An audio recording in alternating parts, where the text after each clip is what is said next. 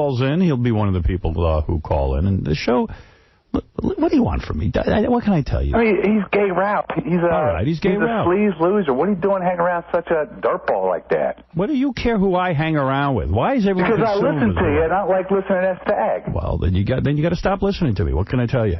Howard, you got to stop listening. Get the stag off the air. Everybody will be a lot more happier. A lot more happier. A lot more. All right, thank you. Who is it I should be hanging out with anyway? Everybody evaluates your friends as well. They come up to, or actually, usually they fall below people's expectations. Right. You shouldn't be hanging around with Ralph. You shouldn't be hanging around with Ross. I know. There's no one good enough to hang around with me. I guess you should be alone. I guess so. Let me see if there's any other tapes I had to play you real quick. Okay.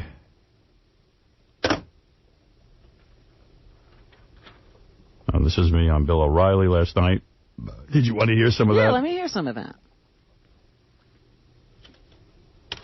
Here was a good idea, too. Maybe Friday for the last show, we should either have... This is good. My high school band, the Roosevelt High School Marching Band, we come up and do a song. I don't know. Do they have a band? I doubt it. It'd be good if you get all the guys who were in the band when you were there. Oh, that'd be funny. They're around. I don't think many of them are around. Eminem is going to remarry that wife who he keeps saying he wants to kill in all his songs.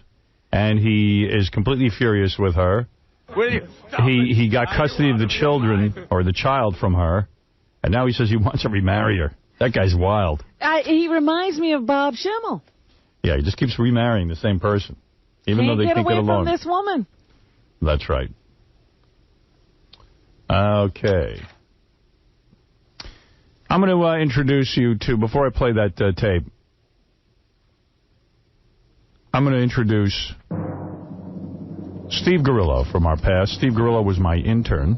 Just saw Steve outside. He was a huge part of the show for a couple of years. There he is. Yeah. There's Steve Grillo. A little bit older looking. Younger Dean. That's right. Bring water. Bring water. Steve was my intern. How many years were you my intern, Steve, for those who don't remember you? About 6.5, 7, somewhere around there. 6.5, 7 years. And the reason we love Steve so much is his voice was so easy for Fred to imitate. And when he gets really excited, he doesn't speak English so well. I don't speak so good. I don't speak so good. I don't speak. Look at my clatter. He has a hard time with... That's right. And if you might remember, I'll play you a couple of clips of why Steve Grillo was so important to the show. This is scary. How are you? I'm good. How are you? You know, I had heard you straighten out your life. For a while, Steve tried to be in show business. And he got a little role on The Sopranos for, 1 week for 2 seconds on camera. Yeah, but he was a regular because he was the stand-in for the kid. Yeah. On the show. For Robert Iger or whatever. Eyler. Yeah. But, I mean, he's a grown man, and he was the stand-in for the kid. So he tried, and then he wised up, and he went and got a job as an assistant to an electrician. Well, I was with the Local 3. Local 3. It was long apprenticeship that I couldn't handle. So now I hear he dropped out of that after almost becoming an electrician. I just found out he was 2 years shy after... How long did it take? 2 years. It's a 5.5-year program, and I was starting my 4th year. So the year and a half that I had seemed like 10 years to me. I just couldn't get to the end of it, and I just didn't want to do it. So what are you doing now? It was gilling me. I'm back working at Brunelli's. I'm working at this place, Porky's. Doing what? PA work. I'm bartending, doing PA work. I'm going to start doing extra work again. I wanted to get back into show business. I couldn't. The regular life. You were never in show business. You're absolutely right. I wanted to get back into doing something other than an electrician. You want to get back into trying to get into show business. Yeah, exactly. All right. I stand corrected. You are correct. I was really surprised because I talked to Steve a lot, once in a while over the years, and the program was getting farther and farther along. And, once you pass a certain test, you make like $40 an hour, and then you pass another test. It was going to be really good money. But last time I spoke to him, his exact words were, "This job is killing me.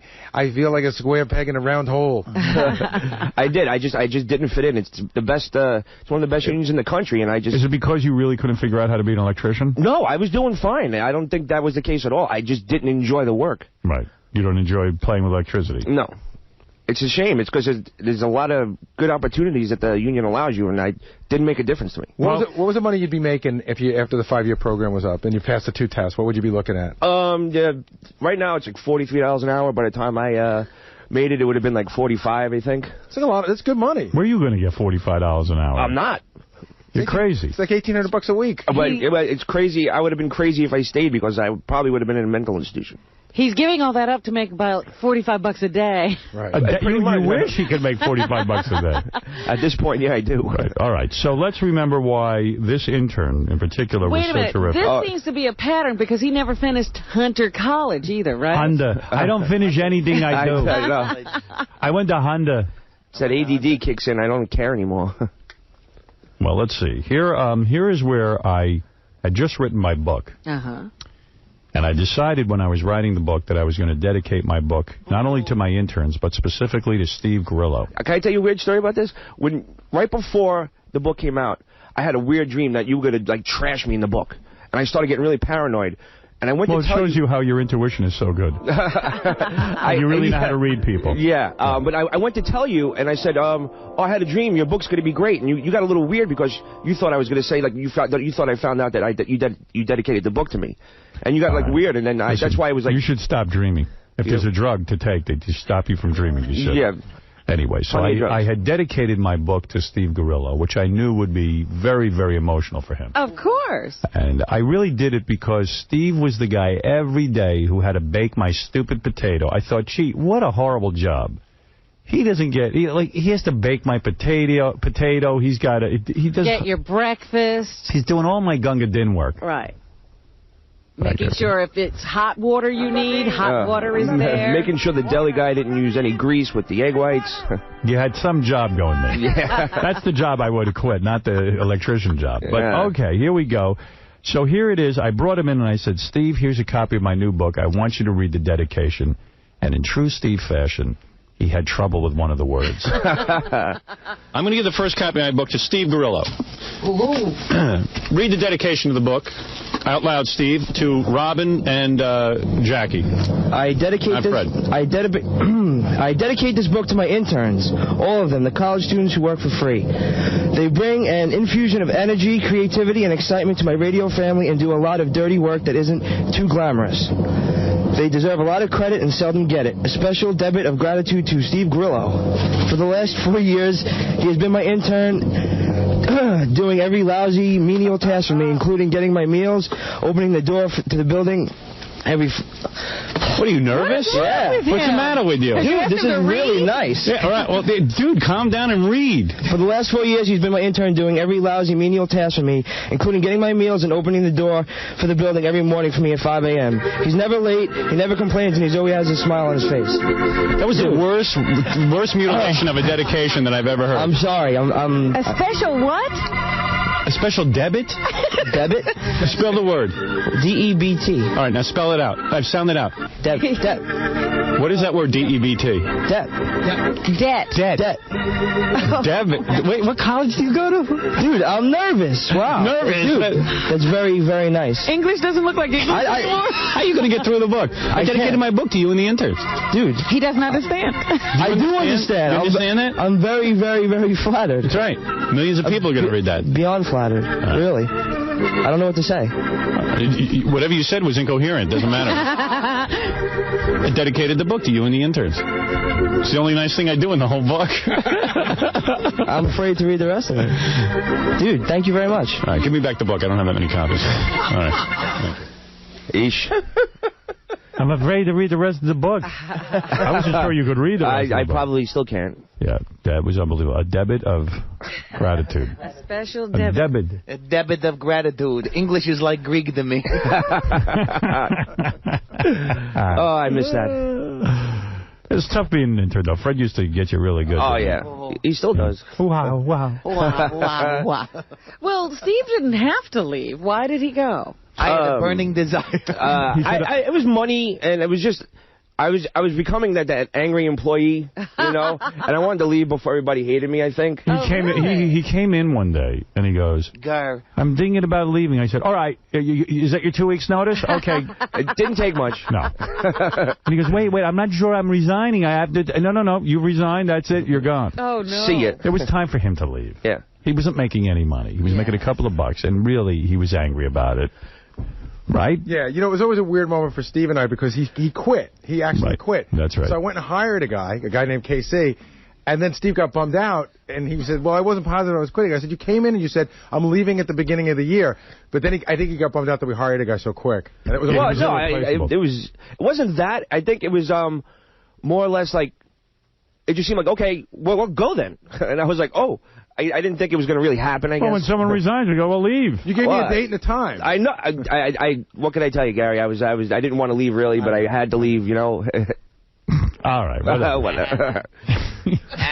Obviously, you oh, man. What's up? I heard you're married now. Yes. Yeah. She's smoking hot. Yeah, I heard your wife's got great boobs. She's got great everything. Her?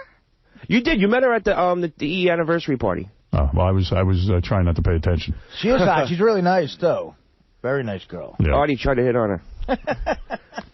Here's a favorite moment when Steve and Stuttering John fought. I'll tell you why I like this moment. So Steve, our intern, who was here today to celebrate our history together, Steve was subleasing Stuttering John's apartment. Oh, boy. Ah, yeah. And Stuttering John had said to Steve, I'll let you sublease, but if I have any problems, you got to leave right away. And Steve said, fine. And it turned out John was having problems. For whatever reason, John needed to unload the apartment. So John said, listen, Steve, you're going to have to leave. And Steve goes, well, you can't kick me out of your apartment. I'll be homeless. And John goes, but you told me no matter what, you weren't going to be a problem. He goes, but I have a problem. And John goes, but that's just not my problem. And Steve could not understand Steve couldn't understand any of this. You know, and looking at Steve, watching you explain the story, I still don't think he understands. No, I do. No, you don't. Well, it's okay, though. But here it is. Here is a blast from the past. Stuttering John telling Steve, finally, Steve, you've got to leave my apartment. And you know, it's like I've tried every venue. I've called a lawyer. I'm paying a lawyer, and I'm trying every way. But I don't want to be. So what happened? You had a lease. Yeah. And then not renewing the lease.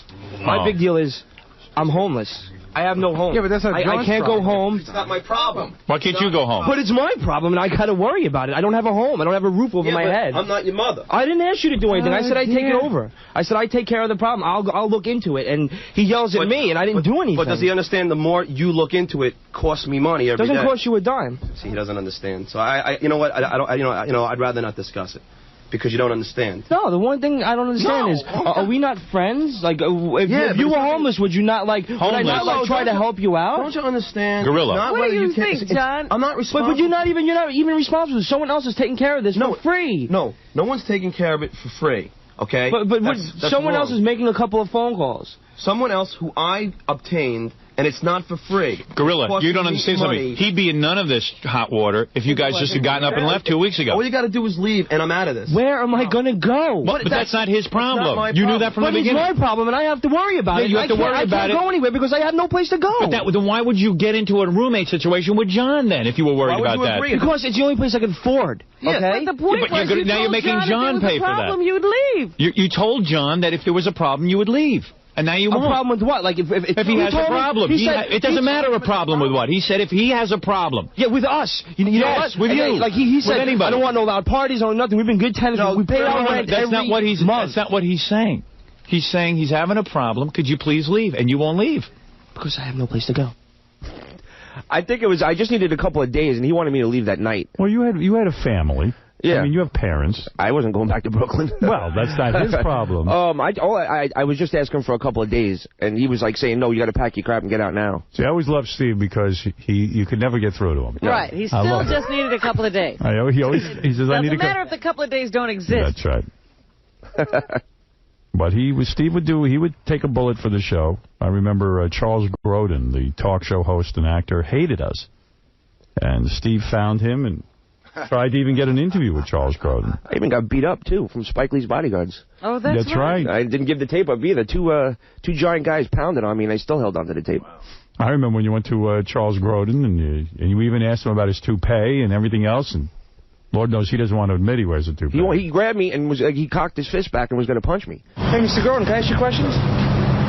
This is for, hold on a sec. For who? I'll see you at the club. The hair club for men. Has anyone ever complimented you on having a nice wig? Why do you bash Howard, Mr. Grodin? Well, you were nervous, too. No, I was running. He's going up the escalator, and I'm running up the down escalator. Charles? Yeah. How can you bash Howard? I don't like him. I think who are you with? CBS. CBS what? CBS Radio. Have you ever tried drinking Rogaine? Will you ever get a real job? Will you? I will, I swear. I'm serious. I loved you in Midnight Run. You were great. Does your kids know you're bald?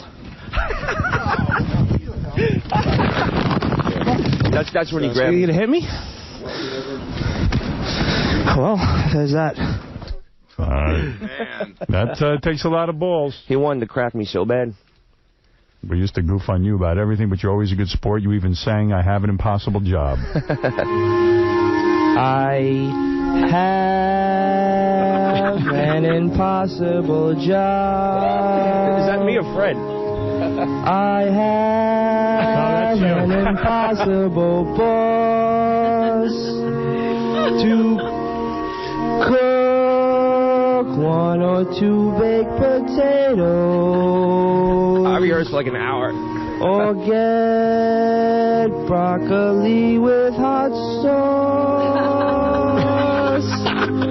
Got kids. You get the idea. Yeah, it was painful. Thank you. Painful. Good for you, Steve. I want to thank you once again, and it's a great blast from the past to see you. If there's any room at Sirius, I'm pretty much out of a job right now, so. You're kidding? You're out of a job? Yeah. I would love to come back. All right. Well, I will look into it and find out if there's anything doing. Who knows? Anything. All right. I would love that. And, Steve, you're a good guy, and I wish you lots of luck. I wish you lots of luck. Thank you. And what can I say? It's great to see the great Steve Grillo.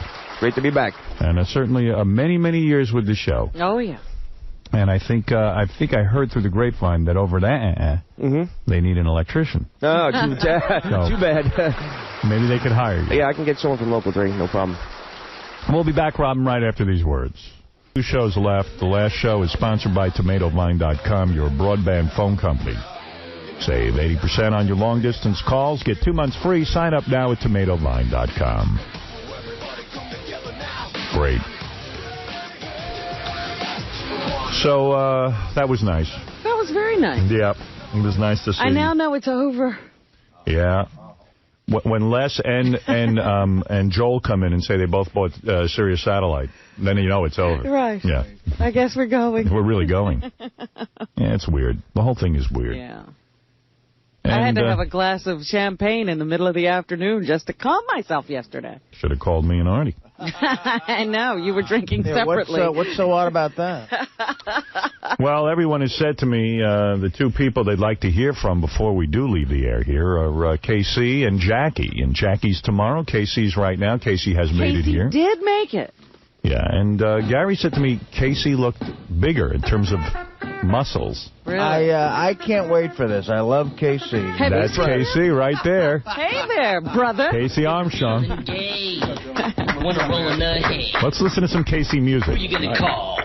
KC Armstrong. Yeah. When you need some bud. Wanna bust a nut. Who can you call? KC Armstrong.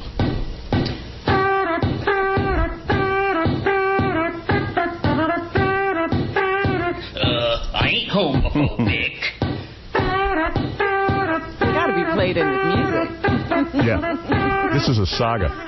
You know, one of the things, Casey, all your years here, you always were a good sport because everyone called you gay. Right.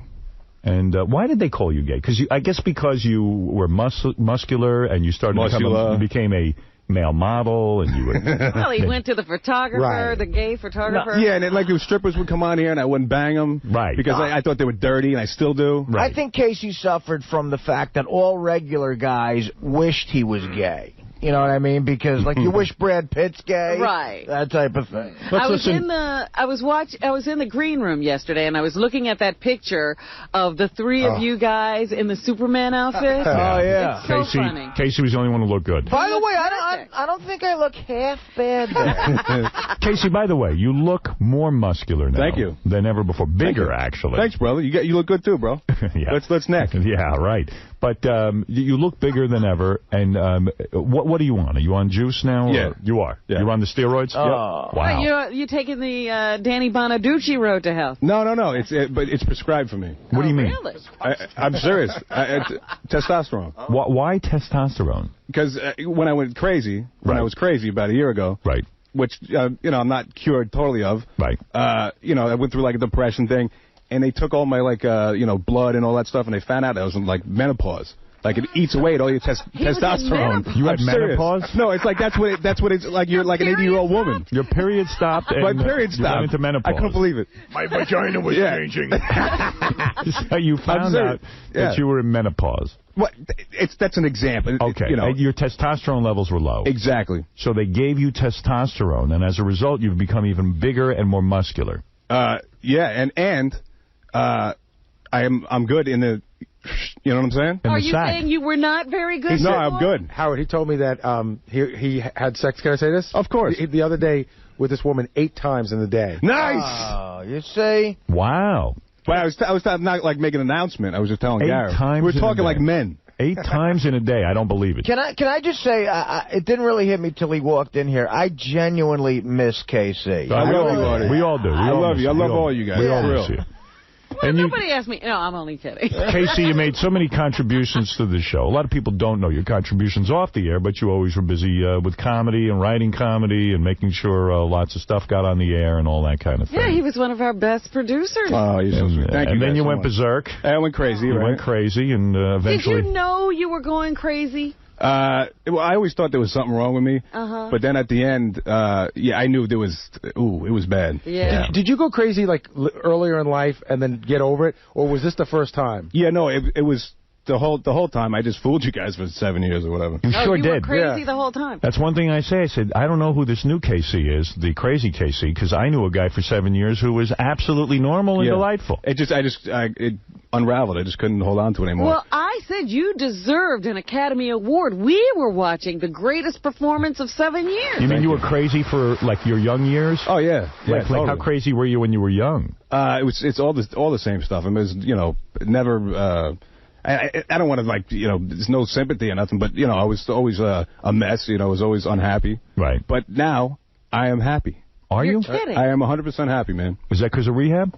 Yeah. Yeah, now, who's that guy? You travel with a rehab guy? Yeah, he came with me because he's a great guy and he's a huge fan of. That's your rehab guy? He's the director. He owns the place. You're kidding. He's awesome. But I'm putting he's going to drink again. But at the end of this, let me ask him if you're cured. Of course. He can tell us. Yeah, he can say anything he wants. What's his permission? His name is Richard Perlin. Richard. Okay. Richard is the head of your rehab. Hi there. Hey, Robin. Finally get to see you. I know. All right. I'm looking at Gary's head trying to see you.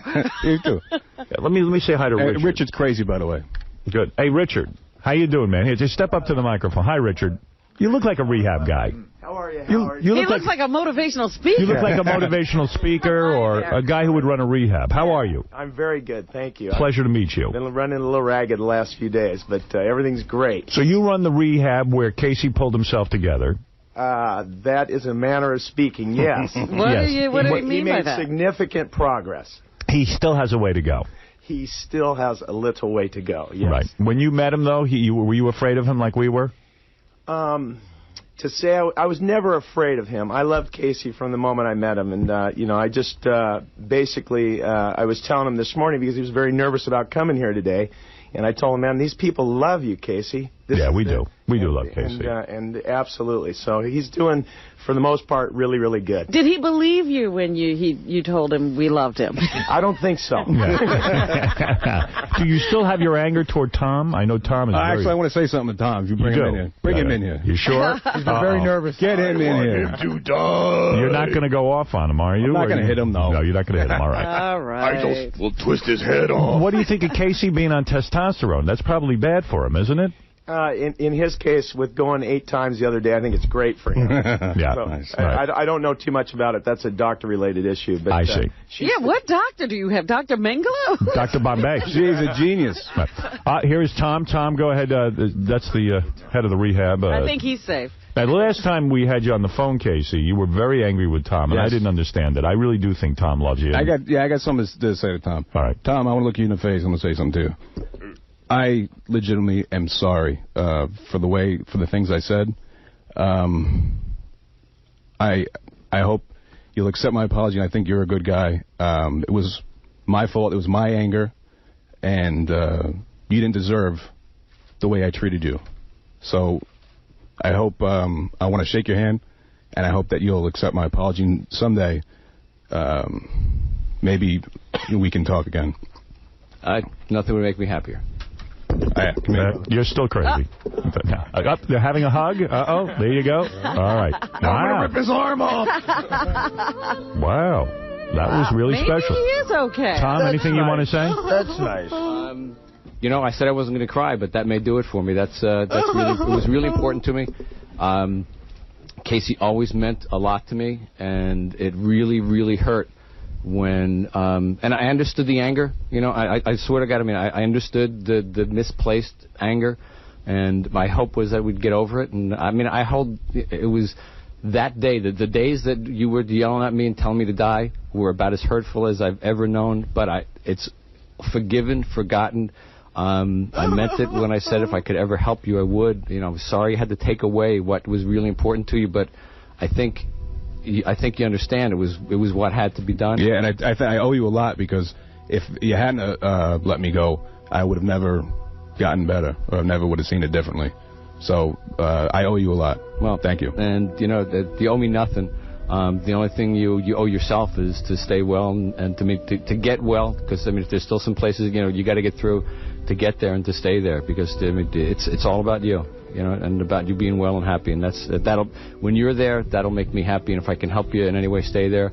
I mean, from the bottom of my heart, I will do it. Thanks, Tom. I just want to say maybe I should go see Brokeback Mountain now. I want to say, yeah, like maybe you two should kiss. We're like gaying off, right? Yeah. No, I'm glad to see this, because I really do believe that Tom really cares about Casey. I really, really, really do. I That's know nice. for a fact. Yeah, he was devastated. Yeah. By that last appearance of yours. I feel like drinking. When is the last time you had a drink? Yesterday. Really? Oh, you I back still to drink. Oh, you yeah. still drink? Wow. What's the guy from rehab think about that? What do you make of that he still drinks? He's a work in progress. I see. You're working with him. Yeah, we're working with him and supporting him all the way. Right, I see. Well, you seem like a good dude. Drunk but happy. Yeah, and are you happy? What are you doing? 100%, man. You doing your stand-up? Dude, I got this awesome gig, man. I got an awesome gig. I got it every Monday night. I got my own show at the Ha Ha in North Hollywood. Right. Every Monday. I'll be there this Monday. But I just got this thing.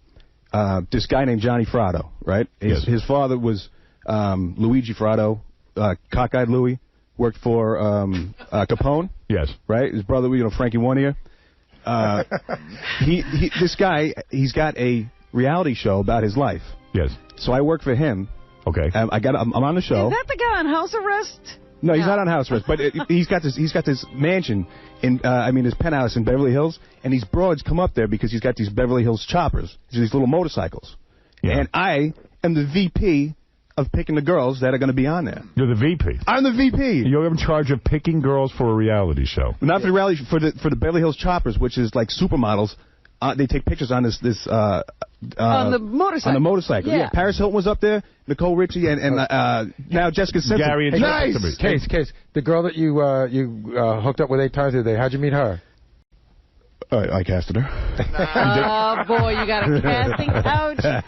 No kidding. I love that. Dude, you put her in this thing, and then you had sex with her for 8 times. Well, okay, yeah. Wow. Yeah. Something like that. But, these broads, they're hot. L.A., there are so many hot broads. I know. It's unbelievable. It's crazy. I mean, the broads... because all the girls from around the country who want to be in show business go to L.A., and they're all hot broads from all over the country. Totally. My head hurts from just looking around, Yeah. Like, he's got up in the penthouse, he's got broads that are hotter than, like, the Playboy Mansion. So you're getting laid every day by different broads out in L.A.? Well, no, because I was with my ex-girlfriend for a while. Right. And I wasn't cheating on her. Right. But then when that fell through, then I sampled some nectar from around the Well, place. it does sound like he's doing well. The boy is getting laid. And Are you in therapy? Yes, every week. You know, Dr. Sue the rules. Yeah, you know what's a funny thing? Like, I know Artie and I have spoken about Casey a lot. Artie loves him, and I love him. But Artie and I used to sit there for hours and wonder, see, when you look like me and Artie, we could never understand how a guy that good-looking could have problems. And we would say to ourselves, he's got the whole world. Well, it really was crazy. I mean, Artie tells this story when Artie went to Casey's intervention. Artie was high. Artie's 900 pounds overweight. And they were waiting for Casey in the apartment, and Casey was at the gym. And Artie says it was the first time you ever did an intervention where a guy was at the gym. No, I was waiting for Casey, and when Casey got there, he looked great. As a matter of fact, he was happy to see me. It was nice. He was like, my buddy's over my apartment during the week, and I'm sitting there trying to do an intervention. I was disheveled, hungover. My hair, I had like bedhead. And I looked at KC, who was basically in like a wrestling singlet. And I said, Casey, look at you. You're a mess. Well, let's remember some great... Oh, sorry, Artie. Go ahead. No, but then I said, and Casey said, you're a mess. I'm a mess. You're a mess. Well, let's... We both hugged, and it was fun. And let's play a little Casey homo music. Nice. This is some gay stuff. We all love these. You inspired incredible amounts of people to write music. And let's listen to a couple of tunes in honor of Casey. It's Casey Sauce at party. He'll kiss a guy if he wants to. Kiss a guy if he wants to. Kiss a guy if he wants to. You'd kiss a guy too if you loved man goo. And who could forget this one? After Casey took his gay photograph. Gay photograph. Nice. Casey posts a gay photograph with a German homo. Gay photograph. He pulled his pants down. Gay photograph. And Casey posts a gay photograph. And the instant classic. Then Casey started to moan. He said, "Give me a rusty trombone. Give Casey the Beast Boys and grease his cover him in manges from head to toe and let it drip away." It's an honor to have that many songs written about you. It really is. In fact, this is a brand new one in honor of your appearance today. Oh, beautiful. Hi, my name's Casey Armstrong, and this one's for you, boys. To all the guys I've loved before, who've wandered in and out my back door, I don't think it's wrong. Please show me your schlong. To all the guys I've loved before. Wow, fantastic. Yeah, but you got to realize how unselfish Casey was. Casey was a producer here, and a lot of the guys who work for us now, Casey brought to our attention. That's right. Like, Casey would come in and go, this guy's great, you got to play him. Bob Levy, Richard Christie, Sal, he brought in and said, look, these guys are great, you should play them. And he was such a big part of the show and a great friend. Yes, Casey turned me on to so much talent, I threw him out the door because... No, but I mean, he knows talent. He's a talented guy himself. And now Casey, he's picking the girls to sit on the chopper. There's no my chopper. It's not a coincidence that Casey is still picking talent. Right. Because you really do. That's the truth, Artie, that Casey brought so many people. Richard Christie was brought to my attention by Casey. Yeah. I used to send songs into Casey. I'd hear them a couple days later, and I mean, I really owe everything to you and to Casey. And isn't it true, Casey did you 8 times in one day? Yeah. That's right. Let's go to Dominic Barber wants to say hello. Hi, Dominic. Casey, congratulations. You've come a long, long way from that little guy I met at a card game, I don't know, 7 years ago, That's 8 right. years ago? That's right. That's right. Yeah. Dominic is a real, he is totally a great, genuine guy. And Dominic paid for a lot of your therapy. He did. And my DVD, I thank him right in the beginning. Congratulations. All right. And you know what? Every day the show's getting more and more emotional. I think I'm the one becoming gay. Did you cried yesterday when you called in? Yeah. Yeah. It's very difficult thoughts of all these years going by. But, Casey, congratulations. Thanks, Dominic. You're a good dude, man. All right. Thank you, Dominic. Now, do you still hate anyone, or are you full of love? No, I've let everything go, man. Jeez, no wonder you're not on this show anymore. I'm still angry, but, good. People, I just move on. Yeah, that won't work here. 3 favorite moments of Casey. Let's Casey classic moments. I said to Casey, I was having a private conversation with him, and he was talking about food, and we both like to grill. He uses the George Foreman grill all the time. Yes. And I was talking to Casey, and I said, Casey, what do you like to do with steak? And he started to talk about how he serenaded his meat. I still get hazed for this every day. That's right. From people. All right, so here he is. Here's Casey on the air with his serenading. You're talking about you were cooking some meat. When you soak the meat overnight, what is that process called? What do you do to the meat? You add some serenade. You serenade the meat, right? Yeah. Okay. So how long did you serenade the meat? For like 3 or 4 days. You serenaded the meat for 3 or 4 days. What were you cooking? I cooked the George Foreman grill. Did you? Chickens. So you can cook the chicken without any serenade on it. Right? No, you leave it in there. So you serenade the meat for 3 days. Right. Wait a minute, he left it in the grill for 3 days? No, he serenades for 3 days. But where does he serenade it? In the freezer, and then you take it out and put it in the refrigerator. Okay. No, you take the meat out, and what do you use as a serenade? Either like teriyaki or you get like honey mustard. Not honey mustard. You get hot sauce, you can put it in there. So you serenaded the meat in hot sauce? Yeah. For 3 or 4 days? For 3 or 4 days. Yeah, what's wrong with you believe what an idiot he is? It was very difficult for me not to laugh. Do you know why you're an idiot? I held it in. This is what I'm dealing with. This is my staff. Do you know why you're an idiot? I'm sure you're going to tell me. It's not called serenade. Serenade is when you sing to someone. It's called marinade. So what? Same thing. Serenade. What? Oh, solo me. I am an idiot, right? No. Yeah, the other day. Everybody makes mistakes. But my friend Kelly told me the other day, she goes, I don't know how you went to college. Because she heard this. Let me tell you something. You're not an idiot. I'll tell you why. Everybody's good at something. And you, my friend, were very good on this show. You always did a great job, and you made incredible contributions. I'm not talking about this stuff on the air where we goof around. I'm talking about behind the scenes. Oh, thanks, brother. So you're no imbecile. Lot, no, I know, and I've done. You want to meet an imbecile?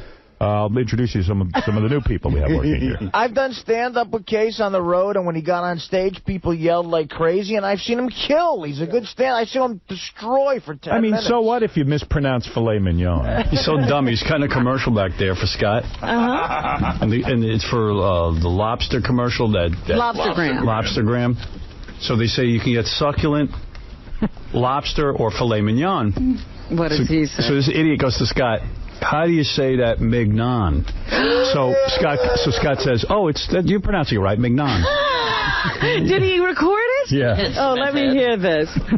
Send Dad an impressive gift certificate that will allow him to choose between succulent live Maine lobsters, exotic lobster tails from around the world, or how about tenderly aged filet mignon? Dick, you're an asshole. You don't say. How do you say it? Mignon? Filet mignon. That's how you say it. You Moulignon. You're a douche. He's a douche. You want to up their commercial? Mignon. How do you say that? Mignon. Filet mignon. That's it. Oh, you idiot. Well, sometimes I was rough on you, but no, you weren't. You never were. No, I was. You were a pleasure to work with, man. I owe you so much, man. I wasn't so bad to work with. No, you were awesome. You gave me a shot right out of college, man. Right. Yeah, no, so cool. You're talented. I have one question to ask. You're going to do well. Would you have still, you're better now? Well, I still got problems. Okay, you got things pretty much under control. Would you Who still... says that? Yeah, right. I'm just asking where he is in terms of everything. Would you still have to stay at home after 9/11? You know what? That's one of the things that I'm very embarrassed by. I can tell you what that's about. I mean, that's another thing, too, that I'm sick. I'm sick to my stomach when I think about that. Really? I remember when you and Robin got into a fight on the air because you had left early during our 9/11 show. I can tell you what now, look, I don't hold anything back now. I'll tell you everything, I'm not going to lie about nothing, but it was so disgusting that, to me, that was... as soon as I got out of here, I went home, and I started drinking, and I turned on the TV to the racing channel, and they had canceled racing. They had canceled the OTB, so I couldn't gamble that day. So I went home, and the next day... It really was a tragedy that night. No. Yeah. It's disgusting how selfish I was. And then the next day, I used that as a day to drink rather than come to work. Well... look, I thought you went to a tanning salon during 9/11. Well, I did on the way back. Yeah, I got to say, no matter how much he drank, he knew to be good looking. Right, it's disgusting, and I hate that. That's the one thing that, no wonder why I hated myself so much. Like do stuff like that, Well, maybe you got scared. Fred used to always say to me, Casey's the most muscular, strong guy on the show, and he ran home during 9/11. Well, yeah, that was the irony of the whole thing. Yeah. It's probably the equivalent of an elephant jumping on a chair when he sees a mouse. I'm afraid of mice. But, even during Casey's worst time, the guy never looked bad, Right. I mean, if he was really, really bad, he'd be a 9.5, No, like right now, I'm doing fine. Look at me. Howard, while we have this moment, a lot of the guys were saying, like, Artie's been in here 2 days in a row looking really disheveled. And today he came in and he sent an intern out for toothpaste and Listerine. And Artie, as long as we're talking honestly, what's going on with you? No, Are you all right? Yeah, no, the last couple of days I overslept. Oh. No, yeah. Because you look like you haven't bathed in a long time. No. The last 2 days I overslept. You want to talk to the rehab guy? Send him back with me, Howard. I'll fix him up. Yeah, what's the name of that place again? No, I'm fine. I got up at 5:42 today, and I ran in here. Okay. Still never late. That's true. But you got up at 5:42 and got here on time? Yeah, no, I can get here in 12. What, can you walk on water? No, I get here in 12 minutes, breaking every law, traffic law there is. You didn't stop for your bagel then. One thing about KC, as bad as he ever was, he never was late or anything. He always came in. He always was. If he came in, he was on time. Hey, listen, he was the first assistant I ever had. I used to do this all by myself. He was the first guy I hired to help me, and he made my life so much easier for a very long time. Wow. Well, Casey, I want to thank you for all your contributions to this show. I want to thank you. You're a friend of mine and someone I believe in, and I'm glad you stopped by today. It's an emotional time for all of us as we leave to, leave this home that we've had for 20 years. Yeah, we're all kicked out now. Now we're all out.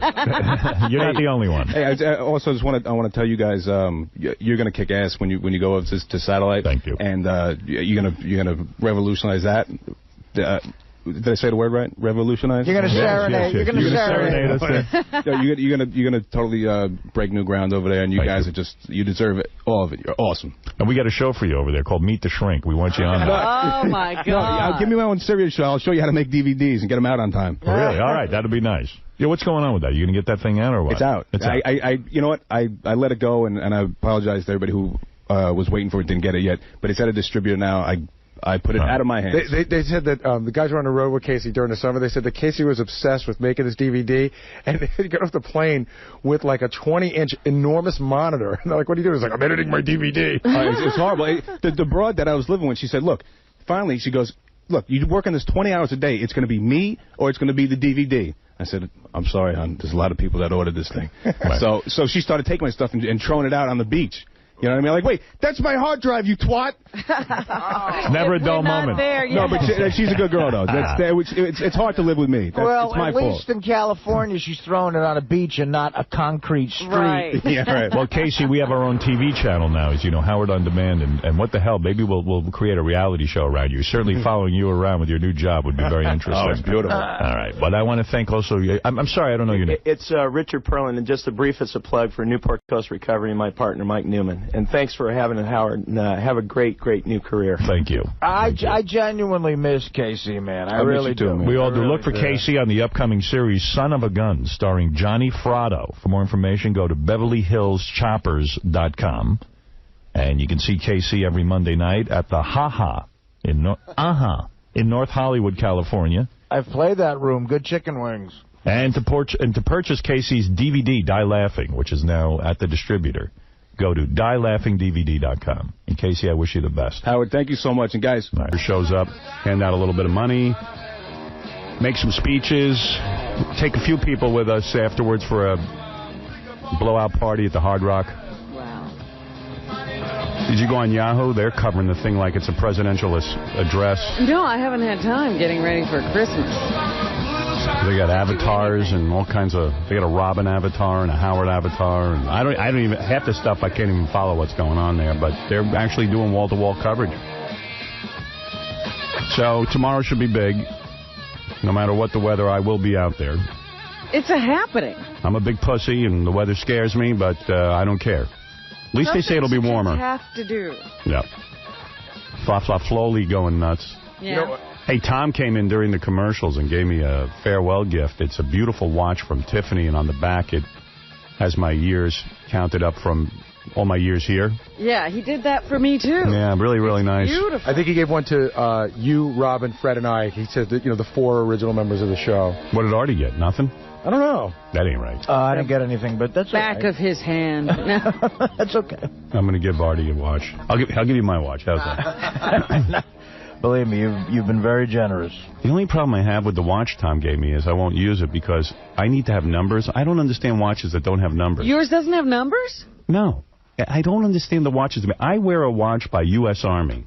It's the basic watch. You see 12, 1, 2, 3, 4, 5, 6, 7, 8, 9, 10. You can tell the time. I need to tell the time. These watches have become so wild that you can't tell the friggin' time. Right. It's a dark background, the one Tom gave. I won't be able to see. I'll wear it when I go out on special occasions. Right, it would look nice when you don't need to see the time. Yeah, when I don't want to know the time. It's funny you say that. I'm wearing a watch so I don't know the time. It's funny you say that because the In Demand people gave us gifts the other day, and Doug Goodstein got me this beautiful watch. But it's one of those watches that's an analog watch, right? Yeah. And then underneath it is digital time, but you have to hold it in the right light, and you don't know whether to look at the digital or the analog. It's not completely apparent what time it is. I'm very fussy about watches.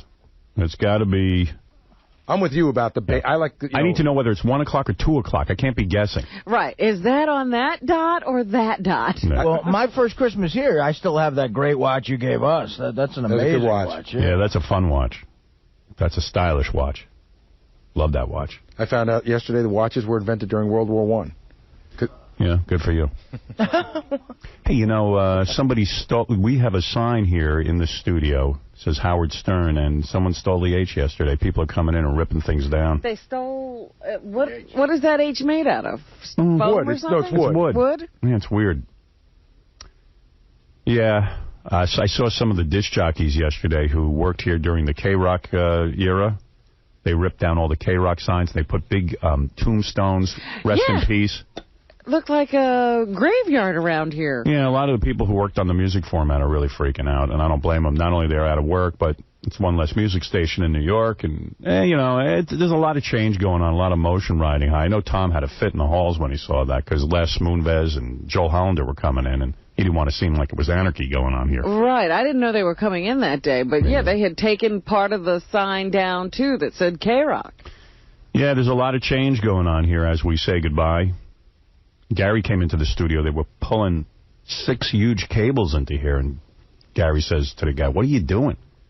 Guy says, "David Lee Roth needs to see all the news channels while he's on the air. He's going to have a bank of monitors so he can monitor what is going on in the world." 5 42-inch flat screens, 36-inch, something like that. What? Yes. Yeah, 5 flat screens. Where is my flat screen? There's Beirut. You never asked for one. Well, I never asked for one. Well, I probably did. Didn't freak out. I didn't like it, certainly. And I didn't want, and you're absolutely right, I didn't want Les Moonves or Joel to see that, It was anarchy. But there's a lot of angry feelings. Thank you for the watch, by the way. It's beautiful. Beautiful watch. And it's no disrespect to anybody else. To Artie. I've got something for Artie. I got something for Benji. But to me, when we started here, on November 18th, it really was the U4, and and I'll sometimes feel. I actually started to cry when I gave Robin her watch. It was very emotional. Yeah, he had to leave the room. You look like you were going to cry when you gave me the watch. It's very emotional. Yeah. And and I am ever since the chemo, I'm so much more emotional than I was before that. Yeah, they say when you have a near-death experience, it changes you. Yeah, absolutely. I cry at weddings and stuff. It's pretty bad. I do want to make a point that Baba Booey did not deserve the watch. He was not here the first show. That's right. Second or third, first week. No, actually, my watch should have said December 4th, but believe me, I'm sticking with it. All right. I don't think it's right. I'm just going to say it. And I'm really sorry you don't like your watch. No, I love it. I'll wear it, even though I can't tell what time it is. You'll have to wear 2 watches. Can you tell the time with that watch? I just can't see the time. It's hard. You know what I'm talking about? Yeah, I mean, I can tell. I mean, it's not that different from the watch that I got that I told you about in 1984, and I can tell the time. Is that a very expensive watch? The one that you got? Yeah. It's not cheap. What does that cost? None honestly? of your business. Well, I'll go price it anyway. You go price it. I can. Let me see. That's got to be $250. When does $250, $300? There was a. You can go online. I told you the other day, there was a great move in the office when Stutter and John worked here. You'd give him a gift, and the second you walked out the door, he'd hand it to Jason and tell Jason to go on the internet and see what it cost. Oh, are you kidding? No. He wouldn't even do it himself, like secretly. After we got the watches, Gary said, this makes it so much harder for me to mouth off about Tom and the way he's treating us at the end. They go, what's going on? I'm disappointed. What happened? And Tom knows why. Yeah, here the issue is you need us to move out. We thought we had a plan that was going to allow Richie to start the work and accommodate a cleanup of the studio on Monday. Right. I mean, unfortunately, we've now had that plan has gotten flip-flopped, and we now have to do work in both studios to accommodate everybody who's going to start. Yeah, but what about But I mean, how are we supposed to clear our stuff out? I mean, for the studio, I need to get the studio cleared so that the construction crews can come in, start at midnight on Monday night. Sunday night. Jeez. Wow. You've got New York City construction workers to work on Sunday night. Yeah. Well, that's pretty good. See, I was hoping. But I don't understand something. I thought Tom gave you till Monday. We said we need Monday to clean up. But that changed because they have. Why did it change? Because I guess they have to get the work done. Because you can't wait a day? Not even a day. It's really 12 hours. You can't wait 12 hours? Richie has now almost double the work that he's got to do. Why? What do you got to do? You got all the connections for a board. No, I understand, but now we have to do additional work in what we refer to as the FM studio, the music studio, as well as modify this studio to fit everything in. So it's. I mean, listen, Tom's. Well, tell me what your problem is. Were you back in our office? No. Back in the office is fine. So what it means to us, me and the staff, is that originally I thought tomorrow's the last day. You don't have to do anything in here. We do. We have to clean out, our other stuff. What other stuff do we have? We have stuff. We're going to come. So we'll probably have to come in on Saturday and clean up. All right. But Tom said he'd come in and join us. I told him it's not necessary. And I will. We shouldn't offer. You don't have to do that. I might be able to get our stuff out of here tomorrow after. Yeah, you'll come back after the festivities. Boy, they can't wait to get us out the door. No. It's a couple of days to clean up. I wouldn't be teary if it were easy, Right. I saw David Lee yesterday. I said hello to him. I wished him luck. Yeah. But, boy, it's like he's like the president walking around, like 6 guys around him. You know what I mean? With pads and pens and everything. A lot of expectations. It's all part of me. There was an architect here. No, I'm saying that. He's like Sounds like he knows what he wants. Oh, he definitely, he has the mind. He knows what he wants. He knows what he wants. He knows what he knows, and he knows who he is, and he knows what he has. He knows what he has, like the Beetlejuice song. Maybe they have the Beetlejuice song to open the show. I wish him luck. I really do. And people say, well, you mad at David Lee? I go, no, why would I be mad? I think it's great. I think it's going to be very successful. So, anyway, let's get back to our last show. Okay. Tomorrow. Thank you, Tom. Hey, Tom, while you're here, let's play your favorite moment. Tom has chosen a favorite moment after 20 years. Tom's favorite moment? I may have a new favorite moment. It may be the argument that happened 2 days ago between Robin and Fred when they relived the Fred meltdown. That was good. That was a good favorite moment. But you've chosen a moment, and I saw your moment, and I said, screw Tom. I'm not playing this. This isn't a good moment. And then I listened to it. It is a good moment. What are you talking about? He picked a good moment. I was like, F Tom and his moment. Take him off the schedule. Well, what was the moment so that I know what you thought? I'm going to play it for you. Now, let be a surprise. Good. I'm going to play it for you. Tom's favorite moment was when we had the Cabby John fight. And going back and listening to a little bit of that, we edited it down for Tom's favorite moment. And let's go back. What year was this? You know? Anybody know? 2002. 2002. Right. Before you play it, let me just say that the part of the work that the work they went into was unbelievable, and Jody, who just works really hard. I know she's coming in later, right? But I actually had to deal with the sports authority in New Jersey. I had to get a license. I had to become a licensed fight promoter in the state of New Jersey to get this. In order for this exhibition. Move over, Don King. And we had to, and I had to send letters out convincing everybody that it was not a real fight. That it was just going to be an exhibition, a sparring match. You worked very hard on this. Yet everybody knew that those two guys wanted to kill each other. It's another great piece of show history because it's really the reason why Cabby's in jail. That's right, because he didn't pay his taxes when he won money for this. Here we go, Cabby John fight, 2002. Ladies and gentlemen, let's get ready to rumble! There it is, the catchphrase everyone's been waiting for, Larry. It's close. People on their feet, Howard. Look at this. Wow. Here we go, round one underway. Big right hand by Stuttering John, and they lock up. Cabby pounding him to the midsection. John needs to escape. John with an overhand right. Another. Cabby punching him below the belt. A right hand below the belt, and the referee has to step in. John going right at him. Rabbit punches to the back of Cabby's head. And a sucker punch by Crazy Cabby. Big overhand right by Stuttering John. What a round. Another right. Cabby has Stuttering John up against the ropes. Another right hand by Stuttering John. And another. What a fight. Whoa! What do you make of that? What a round! We're going to find out who won. To go to the judges. Two guys went the full 5 rounds. I just saw Susanna, John's wife, cheering her man on like out of Rocky. They're raising John on their shoulders as if he has won already, Larry. Pretty premature, Howard. We've seen some strange things happen in boxing. John on the shoulders of his trainer. John on the shoulders of his trainer, swinging wildly into the air. I love it. And his bloody face there for all Saying of us I love you to his wife. Howard, I got to tell you one thing. I'm standing right here in the ring. There's a big puddle of blood from where John was standing. Let's hear from Michael Buffer what the judges think. All 3 judges are unanimous. The winner, Stuttering!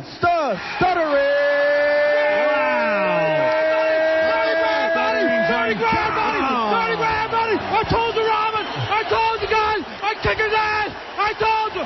Stuttering John, a man 100 pounds less than Cabby, silenced Cabby. He's holding the belt and screaming.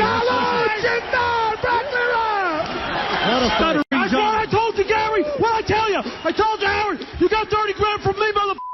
Right. He's very pumped up. Wow. That was great, man. Doesn't he sound a lot like Scott? When Scott, I don't know what the competition on the show. A lot of adrenaline. You go I 5. don't know. Do all those guys go on steroids when they do this? You go 5 rounds with Cabby, you'll be screaming too. That was a shocker because I know John was tough, but really Cabby had everything going for him. It was a great moment. You remember Cabby trained by smoking and walking through the park and feeding the pigeons? Yeah, he didn't. He didn't train at all. That was the problem. He should have thought about that. He cost me $2 grand. Yep. I wrote the check. Wayne Siegel and I had a bet. Before the end of the 3rd round, I wrote the check and handed it to Wayne because I knew I'd lost. Right. I must have been drunk because for no reason I yelled Broccoli Rob. Yeah. We're going to take a break. Great moment. Thank you, Tom. That was a great moment. And Tom will be out tomorrow with the crowd. He's going to address the crowd and say his farewell to the show. 20 years of service on this program. And we'll be back right after these words. Comedy background, something, whatever. I don't. The guy just walks out. I know. It's like, screw you guys. Keep the show going while I walk out. That was 5 years ago. And, of course, the guy who ended up working here was Artie. And Artie's credentials were that he did a bunch of blow on Mad TV and got himself fired. Exactly. Let's say hello after 5 years and honor the contributions, and there were many.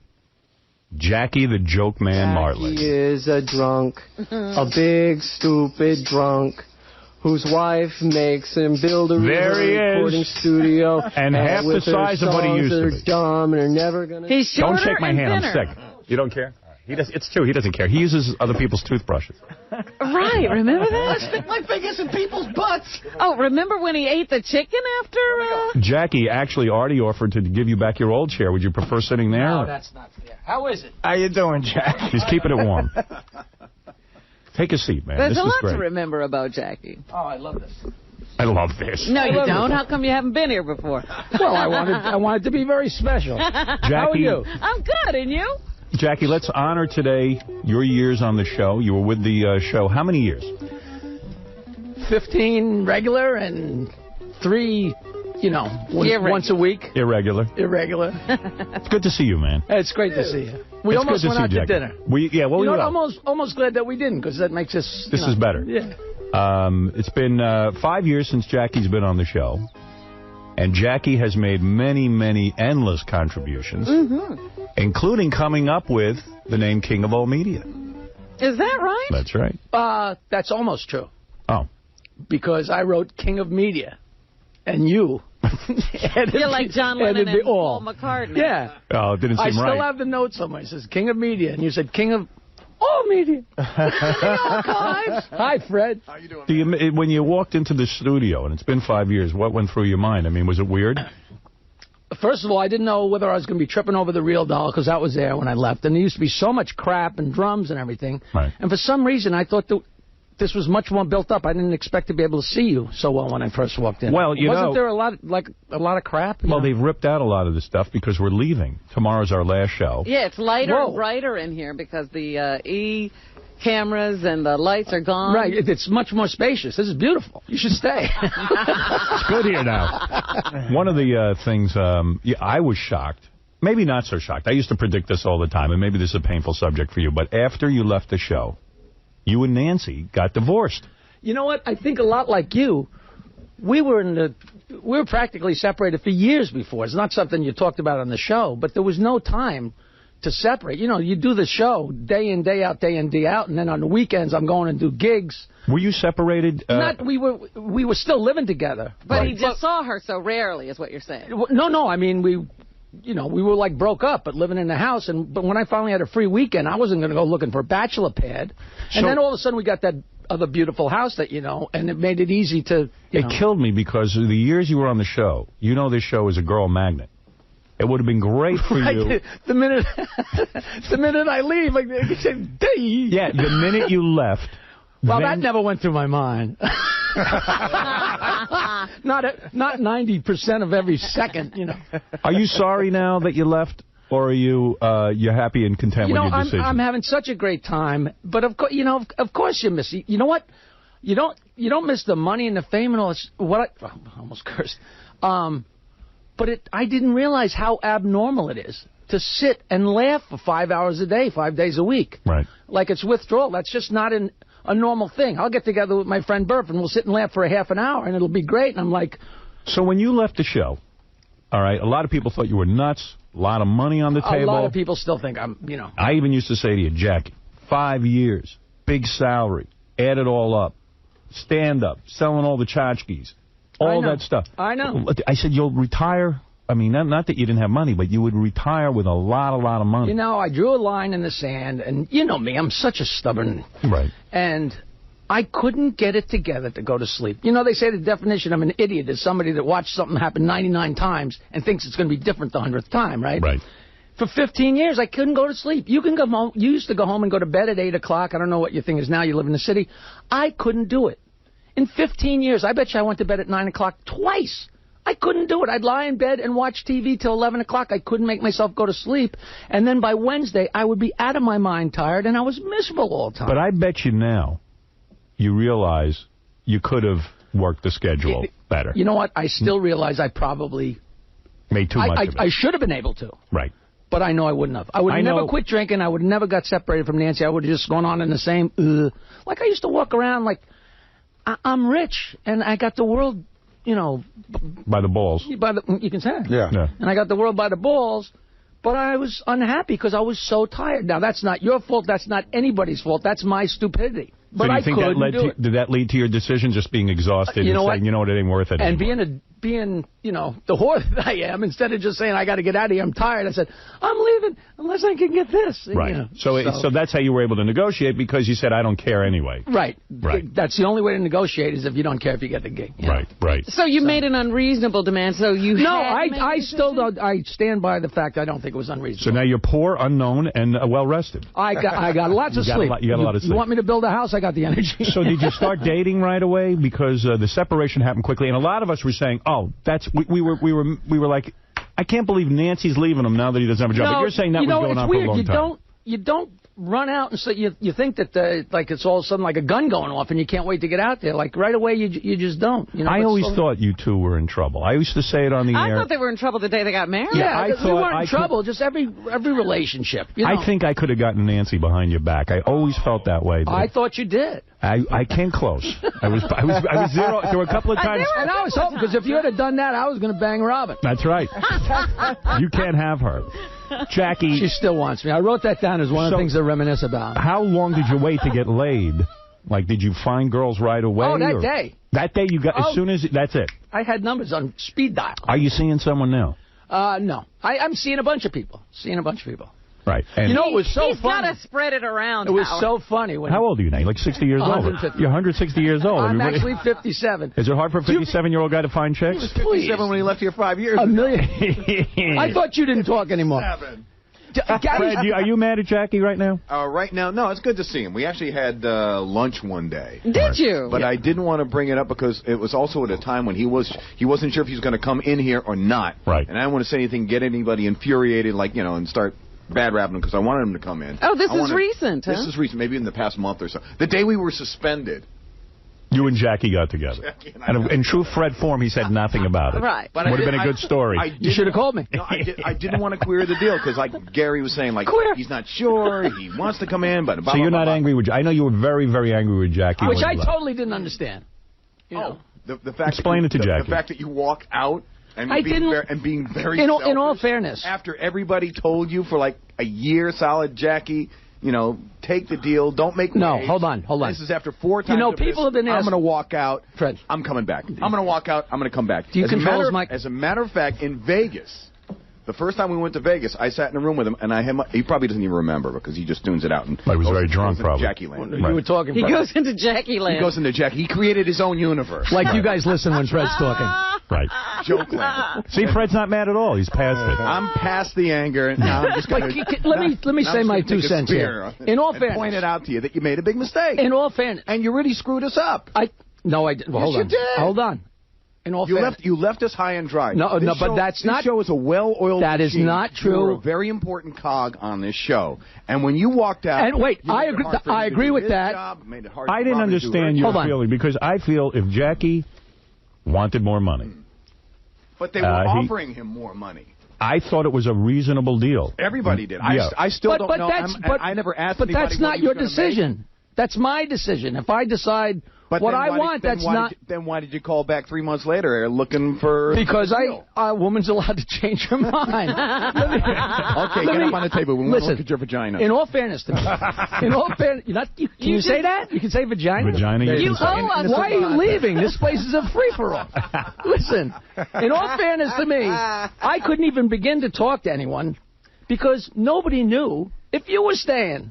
I don't know if you remember. It was like, what are you talking about? Hold on, Robert. It was like the second week of December of that negotiation that nobody knew if With you were Jackie, staying. I would Hold never. on, What are let you me- talking about? I would never abandon you guys. No, hold on. So finally you said, listen, I'm cutting a deal. And that was the second week of December. And I started talking to Tom. And it went back and forth like once or twice. And then there was no communication from him. Like, he said something and we hadn't offered any. I think everyone had given up. They just kind of basically but said. we went 2 months without any response from him at all. And after 2 months, I said to Tom, I got nothing to do except not come in on Monday because there's been nobody's budged. I guess I decided. I said I'm moving on. Jackie left, and I'm moving on. That's which you're it. allowed I to was do ready. and I'm allowed to do. But this whole thing that. Go ahead, Tom. Hold What on. do you This wanna whole say? thing that nobody knew I was coming in that Monday, that's false. Go ahead, Tom. It's regal the way you stand at that podium. Thank you Tom. very much. Thank you.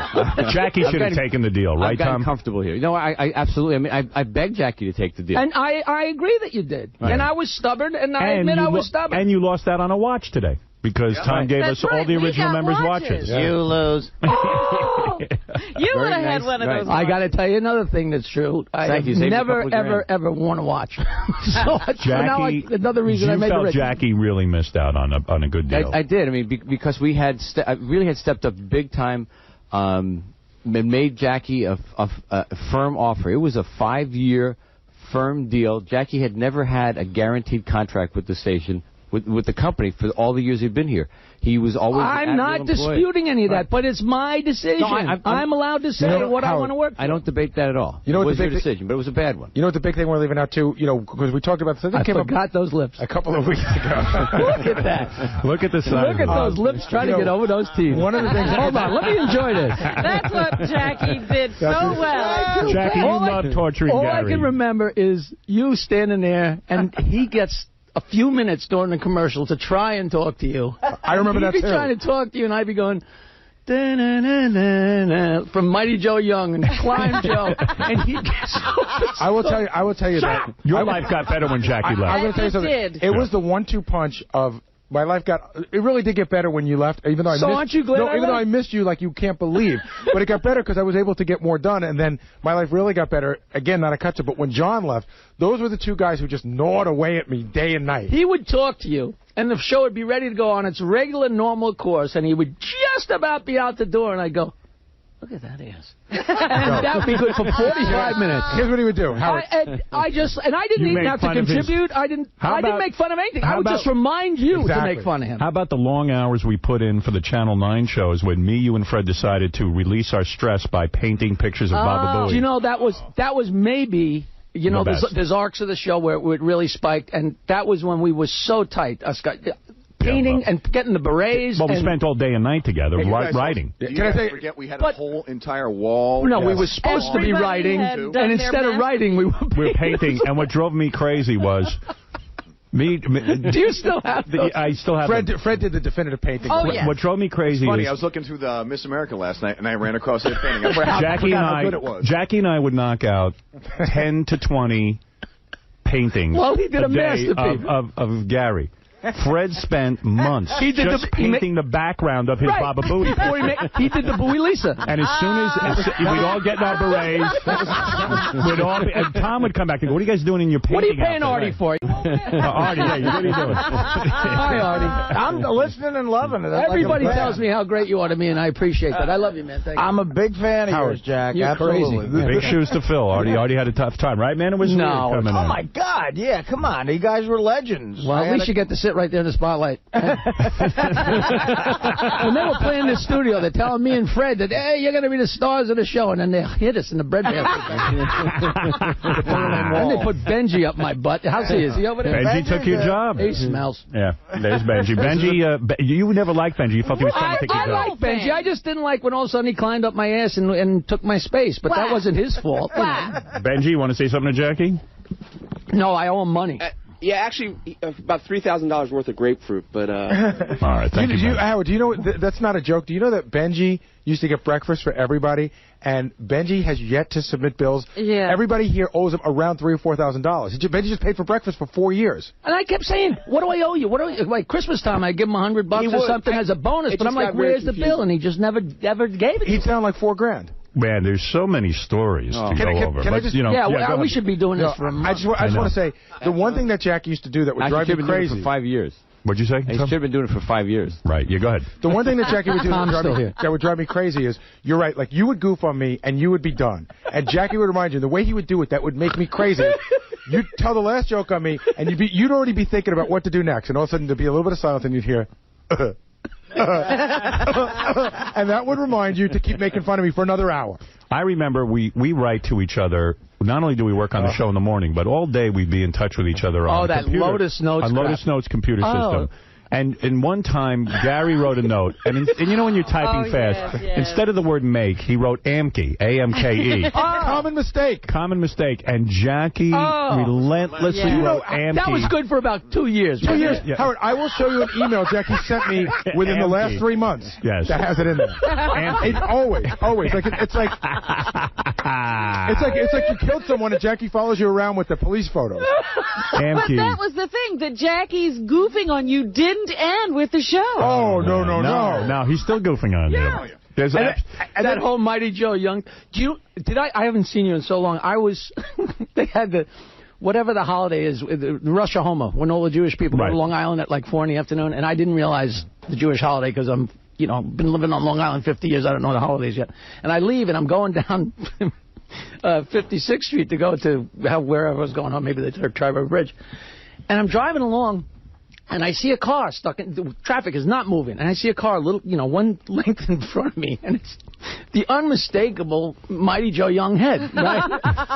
And it's so funny. And I pull up next to him, and he's got the windows up. And I guess he must have been blasting something on the radio. So and I'm honking, and I'm honking, and I'm honking. And by the way, you're describing that Baba Booey, the back of his head looks like an ape. He's Mighty Joe Young. Right, Yeah, an he's ape, a chimpanzee. Yes. So finally, he looks over and he collapses and he rolls down the window. I said, I didn't think it could possibly be you because it's an unmistakable head, but you should have a much better car than that by now. And he's like, you never stop. You never stop. That was it. Let's go to Beth. I was listening to Bobby Slayton, new CD. Tomorrow is our last show here. We're going to be outside. We're going to say goodbye to the fans. After all, who supports us more than the fans? And Jackie knows it better than anyone from touring the whole country. And I'm here. The reason I'm here is to say congratulations. This is such a wild thing. That's serious. You could say that. Congratulations. That's such a big deal. That's so wild. Dead air hit it. Before you go, and we need to give Jackie a plug, by the way. Jackie's. You don't need to. Did he get a plug? Jackie's joke master. Wait, before you give me a plug, I'm going to give you a present. I brought you a present. A present. More T-shirts? I don't think I've... Brokeback Mountain T-shirt. Oh, thank you. I would actually... he's not in that. Thank you. You're not in that movie, are you? It's just a fag movie. Yeah. My friend, I got a great friend, Tom Bernard, who's like the president of Sony Classics. I got these big friends now, and he said, hey, they keep talking about this movie. If you go in there with something from that movie, they'll be inside, and they'll love you guys. I said, they're not going to attack me. I'm going to have a great time in there. But they sent me over those T-shirts to send them. How much did you pay for it? Jackie Joke Master Jr. 1 and 2 are available at all Bed Bath & Beyond stores. This is the thing that's keeping me afloat. It's making me... Is it really making you... And it's so ridiculous because I've been telling these horrible... We don't think you're making any money with it. I know, of course you don't. Right. But I've been telling these filthy jokes for my entire life since long before I met you, and now I'm making money with Knock Knock, which is just so ridiculous. My kids love that thing. Jackie's Dirty Joke Machine is... Voodoo. Voodoo who? Who do you think you are? Jackie's Dirty Joke Machine is available at all Spencer gift stores. And see Jackie this Tuesday at Ferrera's in Point Pleasant, New Jersey. And I want to just tell you, Howard, I'm not fooling around. That seat's 90. Wow. Has your business dropped off since the show? I mean, no, it's non-existent. It's non-existent. But you don't care. I don't. When you do a gig, though, I mean, you were used to thousands of people showing up. And my gigs have completely decimated, but it's the same thing. Like, I work at the Laugh Factory last night. I'm doing this one-man show, and there's like, 40 people, but But you're happy. I am. All right. Common question, which I don't even think I know the answer to. How many homes do you own now? Still the same? The truth? Yeah. I'm down to one. Well, I own my mom's home. One home. That's it for you. So two. So Nancy took all the other houses? She didn't take them. She earned them. Did you get wiped out in the divorce? I mean, No. I was counting your money going, okay, so he wasn't planning on this. No, I was totally, right down the middle. And I understand that you two are still in business together. Is Jokeland still a business? Jokeland.com is still there, and we're still selling CDs. I mean, Jokeland, the physical property. No, that's That's a gone. virtual concept now. But we're going to be doing downloads and video downloads. But and I all mean, that stuff, had to kill you. You saved so much money. You saved every penny you made. Turn the garage into a recording studio. Then you start to believe your own myths. I spent money. But you quit the show. And then you had to give up half your money. No, I gave up half my money after I lost everything in the tech crash. so I got cut in half about 3 times. Jackie, so you had to be saying to yourself, I shouldn't have left the show. No, but Really? Howard. Wow. For 5 years I've been believe it or not, I quit drinking 5 years. I haven't had a drink. Hey, you really aren't drinking even now? I haven't had a drink in 5 years. And no wonder you look miserable. I still smoke a little pot. Right. And I'm a happy camper. That's it. Okay. I wish I was 30, but everybody wishes they were 30. Let everyone say hello to you. Dominic Barber, you're on the air. First of all, Jackie, of course, made up the name Bloated Attorney when I was big and fat. Right. In all fairness, that might have been Fred. Fred? Could be. Who knows? We're like Lennon and McCartney. We didn't know who wrote what. He earned the title. You did, Dominic. Well, not anymore. I'm thinner than you, Jackie. But 2 things I wanted to ask you. One more less wife than me, right? Yeah, he's been divored Dominic just got divorced again. That's 3 less wives. They come and go like Twinkies. And I want to ask Jackie 2 questions. One, did you pay Rodney Dangerfield's widow with the joke show? I told her I cannot pay a lump sum. I have to do it monthly. I send her monthly check. What's your other question, Dominic? Does he remember the flood in his basement? That was some of the favorite moments when Jackie's house got flooded. I was always really nice to Dominic, and I thought he came over and he was so sweet and so understanding, and then called up and made fun of the fact that we had a flood, and it was, and now it's very funny. Yes. But at the time, it was like, what a such a betrayal. craphead. Oh. Let's say hi to Beth. Beth, go ahead. You're on the air. Oh, Jackie, I have loved you for 15 years. We used to go to Club Benet to see you, and I would leave my husband and my kids in a heartbeat for you. When I heard you were divorced, I was dialing that phone so fast. Oh. Really? For 2 seconds, I thought that was your bathroom. I thought you were saying you loved me. She's dumping me for you. No. Are you getting laid a lot? Seriously? Yeah. You are? Yeah, but I still want to go on that date that you promised me. You said you're going to fix me up with Beth's friend, and we're going to go have fun. Is that true? Didn't you tell me that she had a beautiful friend 5 years ago? I don't even know what you're talking about. Oh, okay. Or maybe I do. I don't know. I'm trying to think who it is. Find me a friend. Well, after a show at Club Benet, my friends and I waited, and Jackie took pictures with us. Oh, wow. And well, wait, you took the picture. But what else did he have to do? Yeah. I mean, really? Well, wait, he took a picture, and when they took the picture, the three of us were in the picture with him, and he bit my chest. And I freaked out and was screaming the whole way home, and no one knew why till we got the pictures developed. Yeah, I think Jackie was responsible for more sexual harassment than any person on the planet, quite frankly. I don't know whether you're bragging or complaining, but thank you very much for coming to the show. I loved it. Thank you. I love you very much. At least you didn't get a finger up anywhere. I have. You know, can I tell you? You're the got best. that one. Thank you, honey. All right, I appreciate the call. There was another great moment. A classic moment. Where Jackie just couldn't behave himself. You know, Tom had to set up this whole sexual harassment talk, and we all had to go into the conference room. And Tom said, he specifically pulled me to the side. He said, "Please talk to Jackie and Fred. Very serious. I'm in charge of the place. The sales guys, don't make a mockery of this." Yeah, right. And there's 40 people sitting around a conference room with a TV. And when Tom walks in, taped to the TV is a giant penis. A picture of a giant penis. That was a show. If there was a camera, Fred, do you remember that? At the sexual harassment, yes, at the sexual harassment meeting, there was a giant penis there. And Tom was just so angry. There had just been a suit in the company. You know, something happened. So now we're all getting the messages. You got to show the tape. It's got to be serious. So all the men and women from the company are sitting there waiting for the... And he hangs a penis up. Let's go to some favorite Jackie moments as we on coming in. It's great. In fact, is it true you sponsored Jackie's appearance? Yes. It is sponsored by Havoc. How did this happen? What's that mean? I'll tell you exactly how it happened. We needed to get a plug in. I'll tell you, here's what happened. Yeah. No, nothing personal to Jackie. We were supposed to have Mike Tyson in yesterday. Right. That was what we were working on. So I went to Tom a week ago, yeah. And I said, I might need some money to get Mike Tyson in. So they got Mike Tyson's appearance sponsored. Mike Tyson's management is less than together, let's say. So they at the last second, they decided not to come in. So we'd already sold the sponsorship, so we just... So now Jackie is sponsored. No, exactly. What happened? Last week you were supposed to do the last Mike Walker game. Havoc was supposed to be the sponsor of that. We didn't do it, so we had to find a way to make it up. So thank you, Jackie. All right, so here finally it is. Got something out of you. Havoc, the gritty and sexually provocative film starring Anne Hathaway, available now on DVD. Wait, at least tell me the name of the movie. So I just did. What is it? Havoc. Howard, do I get a copy of the movie, Tom? I'll make sure you get a copy. Howard, that's the one we showed you the naked pictures of Anne Hathaway. That's a very good. Princess Diaries. Because we're running out of time, I just want to say a couple of things. First of all, a couple of favorite Jackie moments that we wanted to play. This is Jackie apologizing to his wife. How did I know? How did I know we're gonna? I even want to hear this. Jackie, of course, being a married man, we went away to Pennsylvania, I think. Philadelphia. And Jessica Hahn was there. And I guess we had all gotten into a bathtub with Jessica Hahn. You remember that night. That's right. And we talked about it on the air. Nancy was livid. And she made Jackie come on the air and apologize. You know what? There's so much more to it than that. But that's not true. On the bus ride home, you guys being goofy...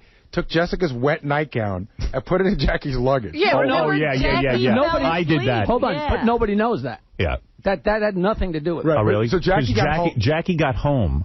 He found the wet lingerie in there. I laughed. And you know what he did with it? Laughed you at. did? Because that was that. Jackie. Let me tell a story, because the actual story is funny. The truth of it is that we were leaving the next day to go to Paris, where her sister was getting married. We were going to Venice. We had a European vacation planned. It was a big deal. We were going on. It was like the last day before vacation when we went to Philadelphia for the funeral. Right. And you and me got in a tub with Jessica Hahn, and I left my pants on because I thought there's no foul if I got not just my underwear, I had my pants on. So we got in, me and you and her. Next morning, you made it sound like it was a full-scale orgy. Right. You know, meanwhile, we were in there for about 2 minutes, and it was so stupid and non-sexual, but it was really fun. Right. I was drunk. We were all crazy.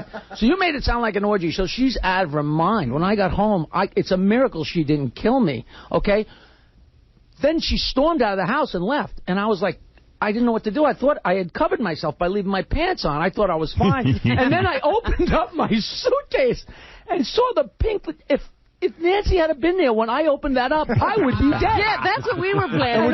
What'd you do with it? I went out back and threw it over the fence, but I was laughing. Threw it away over the fence. Yes. So, meanwhile, I called my therapist and said, what am I going to do? She doesn't want to go to Europe. And the therapist said, do whatever you can to get her on the plane, because once you're on the plane, it'll be forgotten. Didn't even know there was a therapist involved. So she never said to me, do anything. I came in and I figured this was the only thing I could do and said to you, give me the mic. So that was my own... This was your own thing. All right, let's go back. Here's Jackie. Poor Nancy got the rap, like, you better go in there and... She didn't even know I was going to do it. 601, Jackie Martling grabs the microphone. Give me my Hail Mary pass. There it is. I just want to apologize to my wife, Nancy, for the Jessica Hahn bathtub incident. It's stupid, and I'll never do anything like that again, and I love you, and I'm very sorry. And I'm very sincere, and please don't make a mockery of this. I'm serious. I'm sorry. I'm not trying to bring the show down. I just wanted to apologize. She's very upset. Thank you. Show me that he had to do it on the air. I'm done, Howard. But you know what was Meanwhile, really funny? Robin, Part, wait a minute, but the first part of that is cut off because you started to start the show the way you normally would, and he cut you off and took over the show. You know what the best part of it is, by the way? There's a long pause, and he goes, she's very upset. But the truth of it is, it worked. We went to Europe, and it was fantastic. And that was the only time I ever did. There was one other time I did that. Yes. One other time I did that was when I said, give me the microphone. And I said, my jetty floated away. And you guys made fun of me, right? And they found it in 5 minutes. He lives on the beach. He had a dumb piece of wood that drove me crazy. It was a piece of scramble. Dominic and I conspired. We were going to steal it. We had a boat, and we were going to go out there with an anchor and a whole thing and steal his jetty and take it away. When I heard about that, I was so mad, but now it would have been so great. Would have been the best. It would have been classic. But Jackie loved to drink so much that Jackie would throw parties. Jackie figured out a way to have a party every year, just drinking and painting that stupid thing. Yeah, there was a million Jackie stories. Steve, go ahead. You've got the last word. Hey, fellas, this is like Ringo, Paul, and John getting back together. I'm telling you, listen to you guys for 20 years and just hearing you together again, it's like the family is together once and for all. Well, it's appropriate on this second-to-last show to have Jackie here, and I'm glad he agreed to come in. And thank you for having me, man. All the different songs that we remember you by, this. Oh, and... oh, this is classic. I'm trying to get him to do this. Live. Jackie's musical career. With the long intro. Yeah. You thought he was Arlo Guthrie. You think something important's coming up. Something important is coming up, Quivers. When?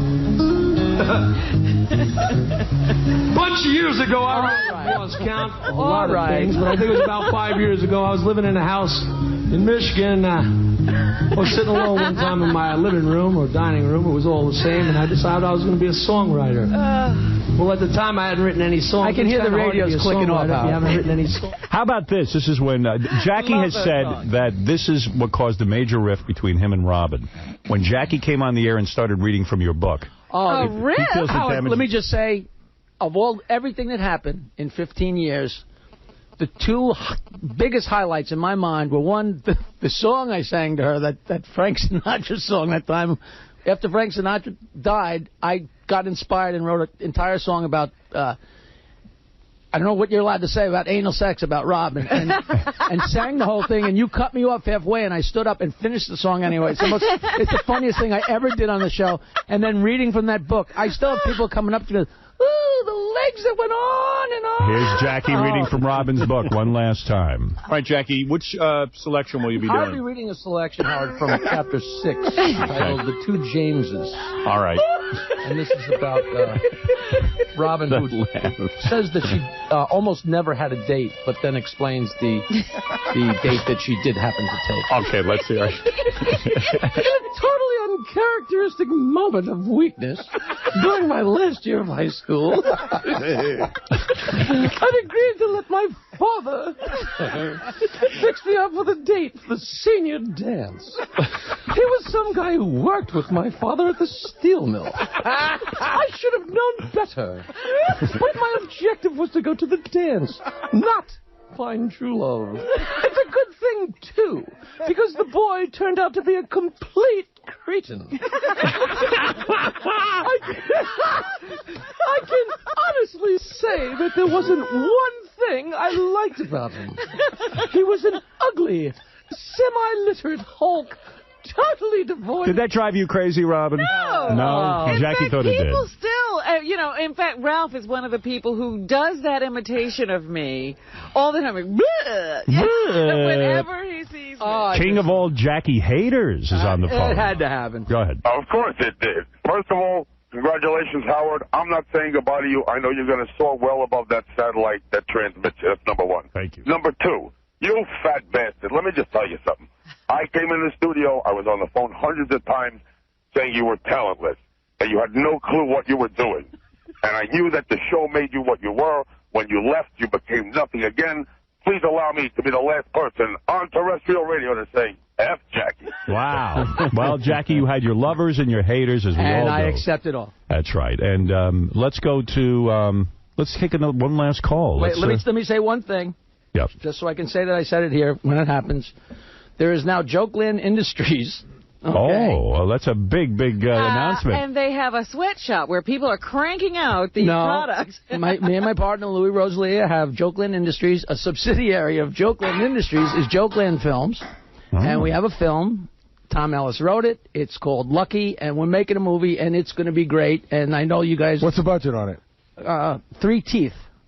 No, it's, you know, we don't know yet. Is it going to be... It's one of those things, the budget's going to be however much we raise, but it's going to be a great movie, honestly. And well, who wrote this movie? This guy, Tom Ellis, and he's very talented. And you are the star of it, Jackie? No, I am not. I'm smarter than that. But I'm taking acting classes because I'm only 57, and I have a small role in it. And... it's going to be great, and I just wanted to say it here so I could say, I told you so. Well, they're good for you, Jack. We're in the Sounds like you're on the thing that's going to make him. Imagine it becomes the biggest movie of the year. And I got to say one more thing. Go ahead. Paul Bernard is going to kill me if I don't say his name. He put me in Potluck. Remember Potluck? You guys made fun of that forever. Yes. And he also put me in a movie called Venus in Vegas, where I make out with Mrs. Brady, Florence Henderson. One of my favorite things about Jackie, he was always involved in a cockamamie project that you knew was going nowhere. Those get-rich-quick schemes. He was, and I remember Jackie turning to me and goes, you see this? WWW, World Wide Web. Gonna make me a rich man. Let's go to Jay. Jay, go ahead. Hey, now. Hey, now. Come on. Hey, what's up, everybody? Long-time fan. Hey, want to be honored if I can play Stump the Joke Man one last time. All right, go ahead. Try Jackie out for Stump the Joke Man. Here we go. All right, here we go. Hey, what would you call the Flintstones if they were black? I know this one. So do I. What is it? Niggers! That wasn't the answer I knew. What was the answer you knew? Gorillas. Gorillas. Oh, my goodness. That's so racist. That's worse, I think. Terrible racist joke, and no prize for you. Oh, I ain't looking for a prize. Hey, just want to say, man, congratulations. Inspired to the revolution, man. Thank you. Good luck where you're going. Good. And, come see us tomorrow if you can. Everyone come on out. We're going to get together one last time, and I think it'll be a lot of fun. Even if the weather's horrible, we're just going to go out there and try to do the best we can. While you're talking about that, and it's appropriate because Jackie's here, I got to get plugged in for 2 companies that have really helped us. Go ahead. Cohen Optical on 57th Street between 5th and 6th, and Hale and Hardy. Also on 56th Street between 5th and 6th, have both let us put phone lines in so we can make this broadcast happen. Oh, great. And where should people meet tomorrow? Where's the spot? I can tell you this. People they're going to start letting you in about 5:30, 6 o'clock. Enter on 56th Street from 5th Avenue. That's the way to get in. And by the way, the other thing. I have prepared my speech. Good. Emotional speech, actually. Yes. Heartfelt. One other important thing the police want you to know, no camping out overnight, meaning you'll come and they'll give you a bracelet, you come back, be right up front. Okay. You can't camp out. And the other thing is we do have to, if there is a strike. No gathering. Yeah, I mean. All right, okay. So anyway, thank you, Tom. Jackie. You know what? There's not enough time to go over all I have to say one more thing. Oh, he's to say one more thing. I'm looking at Gary, and this is a long time ago, like 20 years ago when we first started at the other building. I don't know if you and Fred remember, but it was way in the beginning, and there was a point where he would come in and talk to you, or he'd lean over my mic or Fred's mic to talk to you, and he would leave the room. We'd go to commercial, and me and Fred would have honest discussions. Somebody has to tell him about his breath. Do you remember that? Yes. And finally, we had to have the intervention and tell him. Who did it? I think. Oh, yeah. No, You did on the air. I could never tell someone that in their real We life. recruited somebody else to tell him. No, you guys always tell me on. No, that was back in Washington. That was the guy with body odor. I'm the guy with bad breath. Right. Well, we're still trying to tell him. Howard, before you wrap, I just have one more thing I want to say about Jackie. That it's great to see him back in here. And the thing that I'll always remember, especially when you go back and listen to Best of, and obviously which we won't be doing it much longer, is Jackie always laughed the hardest when you were delivering his lines. Yes. Oh, That's how he always knew. You absolutely Jackie did. denies that. He says, You know why I deny that? Because if Fred wrote something really funny or Benji or somebody, I laughed by how hard something was. There was many times I went home and Nancy would say, the funniest thing you wrote today was blah, blah, blah. And I go, that was Fred. That wasn't me. She said, well, you laughed so Jackie, hard. you would laugh hard at other people's jokes when they were funny, but you would laugh hard at your jokes whether they were funny or not. Let's go to Tony. Go ahead, Tony. You're on the air. Hey, guys. Hey, F. Timmy, man. F. Timmy, right. Timmy the cat, yeah. Hey, you know what? This is fantastic listening to you guys. And one of the questions that I have is, any chance of him going over? What, Jackie over at Yeah. There's a full house here. People ask me that, and I tell them there's already a shortstop. You got Derek Jeter, you got Artie there. You don't need another shortstop. I understand. Jackie says he can't get up. Jackie can't get up in the morning. Artie has no problem getting up in the morning. I'll be there to wave when they come out of the building. Hey, it was you know what? I'll tell you what. It was a tough transition. Everyone was used to hearing Jackie on the show, and I know when Artie first started, it was a tough transition. They were used to the sound of the show with Jackie there and all that stuff. And Artie, you've done tremendously well on this show. You're an awesome entertainer. Can I say something it was big shoes to fill. Jackie was a very important player on this show. It was not an easy job for Artie. It was. Yeah, and guys, don't get me wrong. I love Artie. He's been fantastic, like you said, and it's just great to hear everybody together. It is great. It is great. I feel good that this has happened. Oh, this is so much fun. It is. Really I'll tell you something, though. It's funny. Jackie could party when he could party like nobody's business, but Artie is 10 times the partier that you ever were, and has never missed a day, and has never been a minute late. Wait a second. Now, in all fairness to me, I didn't miss a lot of days. Wait 1 second, Gary. Remember the time we were in L.A. and we were knocking on his door? One time we were going to go do a show, I guess, at the Hollywood Roosevelt. That's right. I remember that. We couldn't get him up. We could not get him up. But that didn't happen a real lot of times. My favorite ones were you remember. I remember. I didn't get my wake-up call. We knocked on the door. We pounded on the door. I don't know how many times we called the room. We finally had to have someone go up with a key and let him out. You thought he was dead. And you and Robin were coming down. We're going like, oh, crap. Here's what I remember. I remember that Jackie was trying to lose weight desperately, and he was on Nutrisystem, which was our sponsor at the time. Oh, and he was... Nutrisystem would give you these little meals, and he would lick these meals with his finger. Oh, man. But he was losing weight. Well, we went to, I think it was Vegas, and I knock on Jackie's door. I find Jackie passed out in his room naked with his legs spread. He's on his back. On his big belly is a giant tray of food. Shrimp, French onion soup, French onion soup, cheese, and bread. The same trip. He was naked, and everything was hanging out. Everywhere.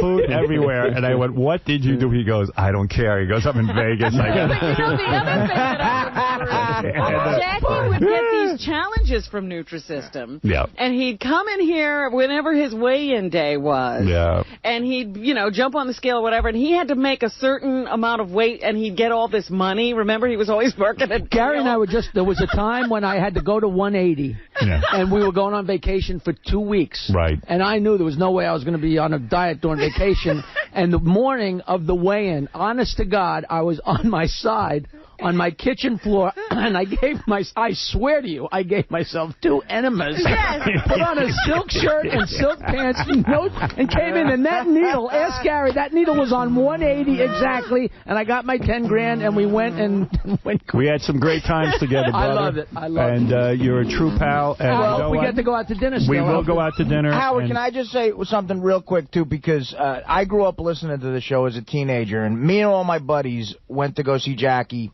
about 10 times at Rascals in West Orange, New Jersey. Oh, that's very nice. And we he didn't say he liked it. No. I'm going to say we laughed our asses off every time. Every time he brought my cousin up on stage once, this girl, to do a Stump the Joke Man, and he abused her, and we all laughed like crazy. And it's an honor to sit in the chair you made famous, Jack. Oh, thanks, Artie. I love that's you. very nice. I'm a big fan. Thank you. Yeah, and, you know, this is an emotional time for us. We've put in a lot of time here on the show, and Jackie, huge part of the show. And it was great. I got to tell you, I loved every second of it. I can't every second. And I can't Except up until Wednesday. I can't even tell you how many contributions he made. There's too many. I know. We could go on and on and on That's with right. all of the Jackie stories. Fortunately, Jackie has a list of every contribution. Yeah. Yes, I have it right here. By the way, when you left, you forgot your briefcase with all your jokes. We still have it. Give it to Jackie. You're kidding. No, we've been holding it for 5 years. That's right. It was under the desk here, Jackie. Artie's been holding on to it. I didn't know what that thing was. Isn't it locked closed or something? No. It was never locked. I'll sell it on eBay. Benji, here's your money. There's finger cuts and jokes in there. Oh, I remember the finger cuts. And There's too many memories, and I don't know how to end it, but other than say thank you for coming in. The 10-nail syndrome. Yeah. 20-nail syndrome. Whatever it was. Final plug. I have one request. Go ahead. Can I get my picture taken with you? All right, we're going to do it. That would be fair. Jackie's Joke Master Jr. 1 and 2 available at all Bed Bath & Beyond stores. Jackie's Dirty Joke Machine available at all Spencer Gift stores. And see Jackie this Tuesday at Ferrara's in Point Pleasant, New Jersey. Go say hi to the Joke Man. For more information, go to jokeland.com. We got to take a break. Thanks, man. A lot of people I'm so glad I came in. Glad you came in, too. Thanks, and, Gary. Rob. Jackie, let's do it again in 2011. I'll be here. We'll be 2011. Why not? I'll be here. And thank you, Jackie. Thank you, man. All right, we'll be back right after that. The ship, what was left of it, and at least 3 bodies at that time, one of which lived for a period of time after then. Now, these things, if you're watching the Science Channel now and things like this, you'll find that many of these things are coming to light now, even though I wrote this book some 25 years ago.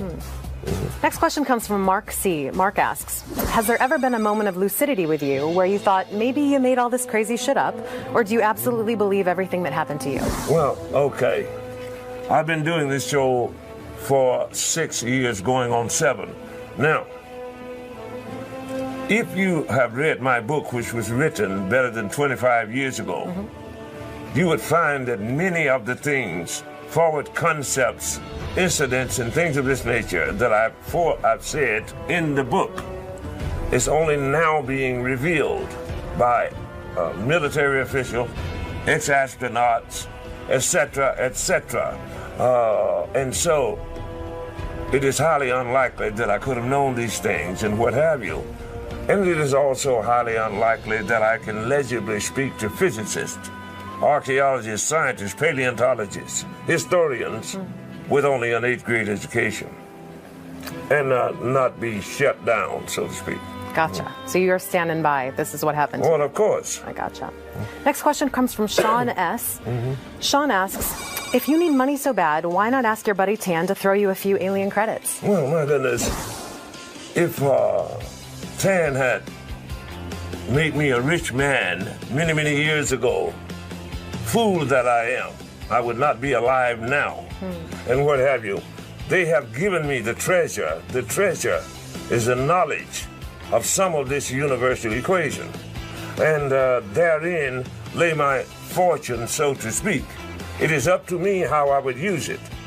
Would I use it to paint myself a demagogue, or would I use it to give freely where anyone who works at McDonald's can actually have access to it instead of trying to rob them and things of this nature? I have chosen to do the right thing, and if I don't miss any meals, my dear, I shall remain happy. I have a beautiful wife, you know, and she's sweeter now than she was when I met her. As the day go by, you know what I'm talking about? Probably the symbol. So yeah, right. So I am fortunate, and I have a fortune. The fortune is my knowledge, which I would not trade for all the gold and silver in the world. All right. Sounds like Tim's off the hook. Next question comes from Todd M. Todd asks, what conventional jobs have you held, if any? Oh, jeez. Construction, road building, bare-knuckle fighting, whiskey making, and for the scientific purposes, I did grow a little herbal essence from time to time, and of course I've worked in various other fields of endeavor, and what have you. I've cleaned buildings, I've janitorial, I've loaded fruit in the fruit, I've gathered fruit, things like this. I've worked all my life, kid, and I've never yet been on the public dole, though I don't know if one day I won't have to, but I never have. Next question comes from Eric J. Eric asks, now that 12/21/2012 is within a year from now, can you elaborate more on what you think will happen on this date? Well, I have said on a number of occasions on my show that any conclusion that I completely draw, I will not reveal until around the early May of this year. However, let me lay this on you. Think of this, January 1/1/2012.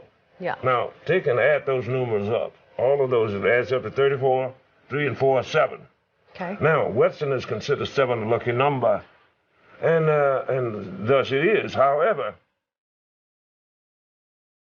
have we lived long enough to inadvertently witness the opening of the 7th seal of Armageddon?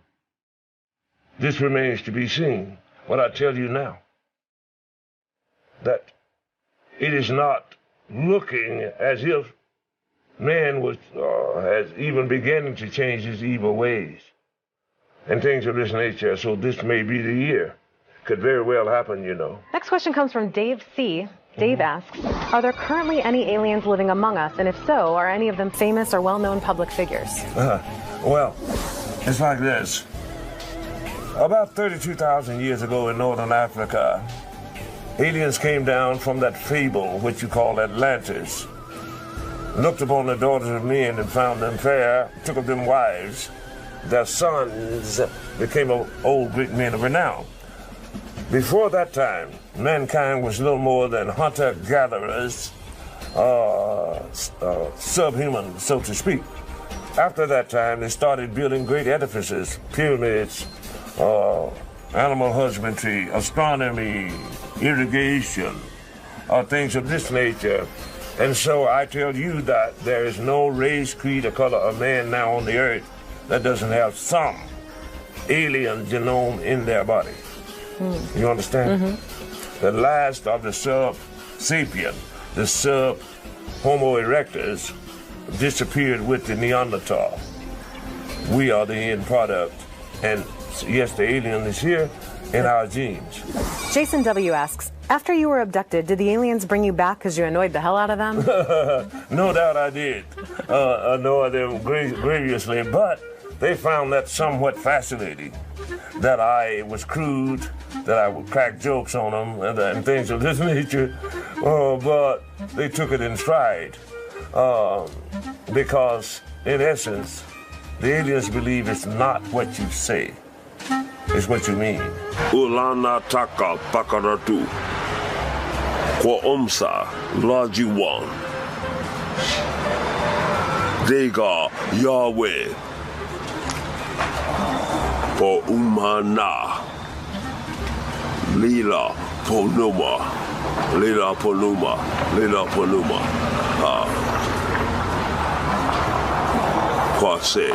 Kwase. You know. Yetta F. asks, I want to better understand why you use anti-Semitic comments like calling Howard the Golden Jew when you're angry over financial or contractual issues. Particularly as a person of color, I would think you'd have some sensitivity about using slurs of that nature. Yeah. Have you ever experienced racism personally? And if so, why do you participate in reinforcing such offensive stereotypes? Well, okay. Is he not a golden Jew? He got lots of money. And is he not cheap from the way he treats me and me alone? You don't have to be a Jew. You don't have to be a Chinaman. You can be anything you want to. And if you maltreat me, I will not kowtow and suck your toes and things of this nature. I don't think you should suck his toes. Yeah. I mean, it'd be kind of interesting to see, but why is it that you focus on him being a Jew when you're making... Well, like my goodness, if he was a Chinaman... So you would say he's a golden Chinaman? He's a golden chink. Wow. If he is maltreating me in such a manner. Why not just a golden man? Well, okay, a golden man, pay me, you cheap bastard. But why not stay with that golden man, cheap bastard? Why go the Jew route? Why go? Well, in this case, the way I am being hurt requires a refined type of insult, instead of simply saying, "Oh man, why don't you pay me more?" You understand? And if I had my hands on $200 or $300 million and had someone that did a successful show for me, as long as I have, I would have given them something. I hear you. That they deserve. You understand? Yeah. It is many of my benefactors are beautiful Jewish people. Why? Because they are beautiful. And they have kept me alive when these people, I couldn't live off of what they're paying me. I couldn't pay rent. I couldn't put gas in my car. I couldn't eat food and all of this. You understand? So until, as much as I love him, he does something right. He is everything derogatory that he makes himself to be in my eyesight, because it is not I who owe him. Mm-hmm. I got nothing. Okay. Next one is from Westplay S. He asks, many people scoff at aliens, but now you've enlightened us with the truth. What about other unexplained phenomena that people laugh off? Sasquatch, the Loch Ness Monster, chupacabras. Can you shed any light on these global mysteries? Right. Well, Sasquatch lives. I know this because me and my father hunted the creature. And people in the country and the old Indians, they already knew about it all the time. Yes, there is phenomena. There are ghosts, because I have been shown and come to the conclusion without any doubt that the force of life itself is eternal. No religion, regardless of its name, says that you cannot be. It says we can be rewarded, you can be punished, or what have you, but not your God or nobody else's God has said, I can make you not be. You will continue one way or the other, and you will return here many times. And nobody gets away with anything. You understand? I understand. Good goes to good, bad goes to bad. Sasquatch was a yes. Loch Ness Monster? Yeah. Oh, definitely. Yeah. Chupacabras? Definitely. Good deal. I want to thank Riley for taking the time to answer all of the questions that you, the fans, submitted. This was very, very enlightening and interesting. Well, thank you. Thank you. Remember, please keep sending your questions in. You can tweet them, you can Facebook them, you can send them via email or video submission. And remember, this is your show, so don't screw it up. Until next time, I'm Rachel Fine, and I hope you had a fine time. I had a fine time, Rachel. I had a fine time as well, Riley. This was this was something else. I don't even... Yeah, it's strange, isn't it? It's very strange. It's truly, truly strange.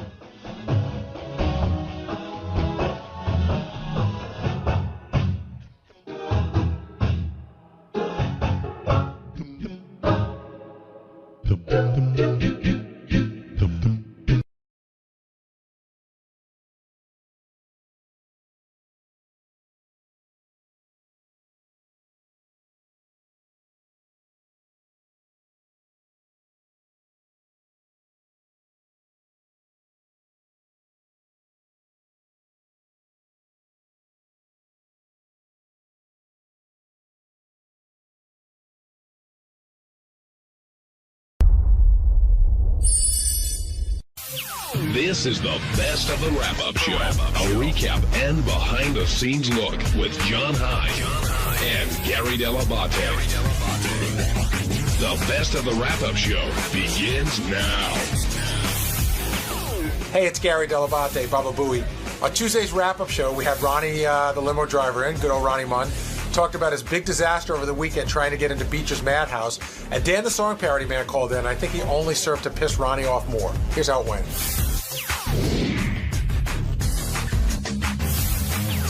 Ron, glad you're here. I was saying before, you kind of got the best of both worlds today, or the best and worst.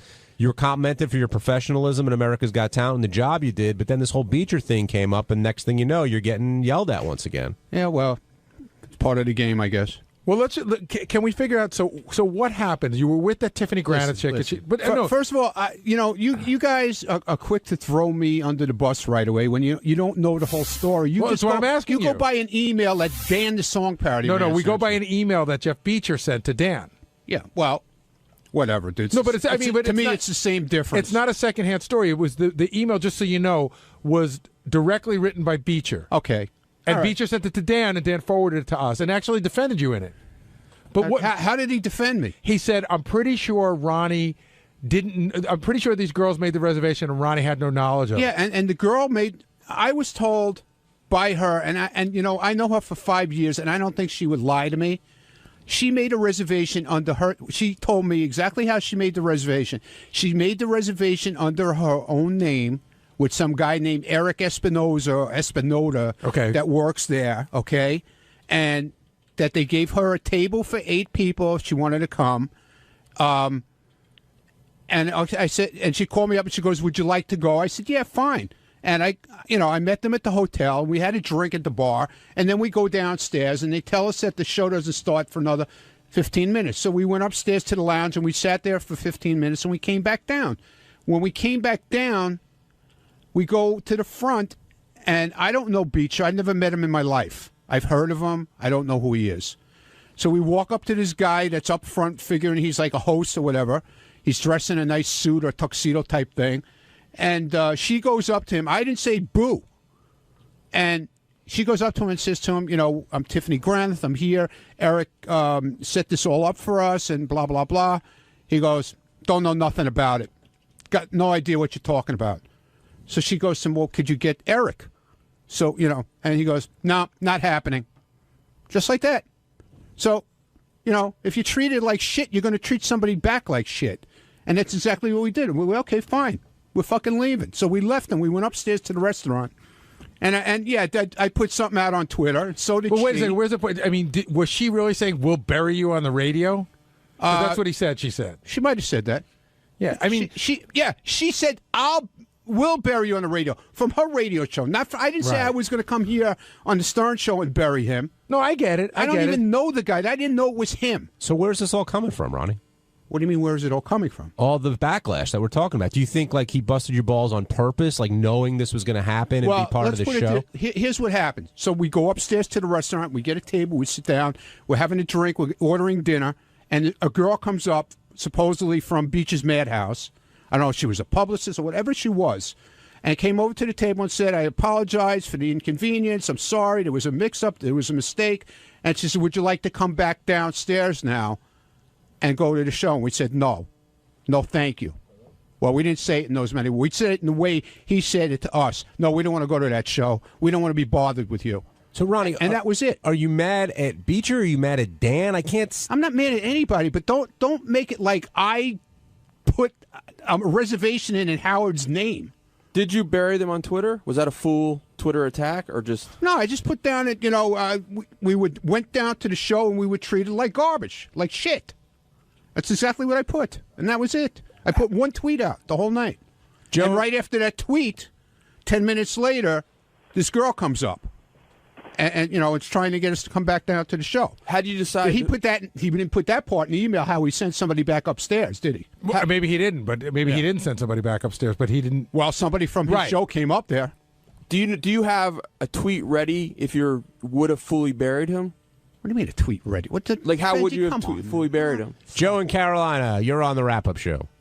Hey, it kind of cracks me up that at this point, Ronnie still doesn't realize it's his responsibility that Howard's name not be abused. How many times has this been out there where Ronnie's been accused of abusing his status? I didn't abuse his name. I didn't even use his name. Well, okay? Joe, how many times has it happened?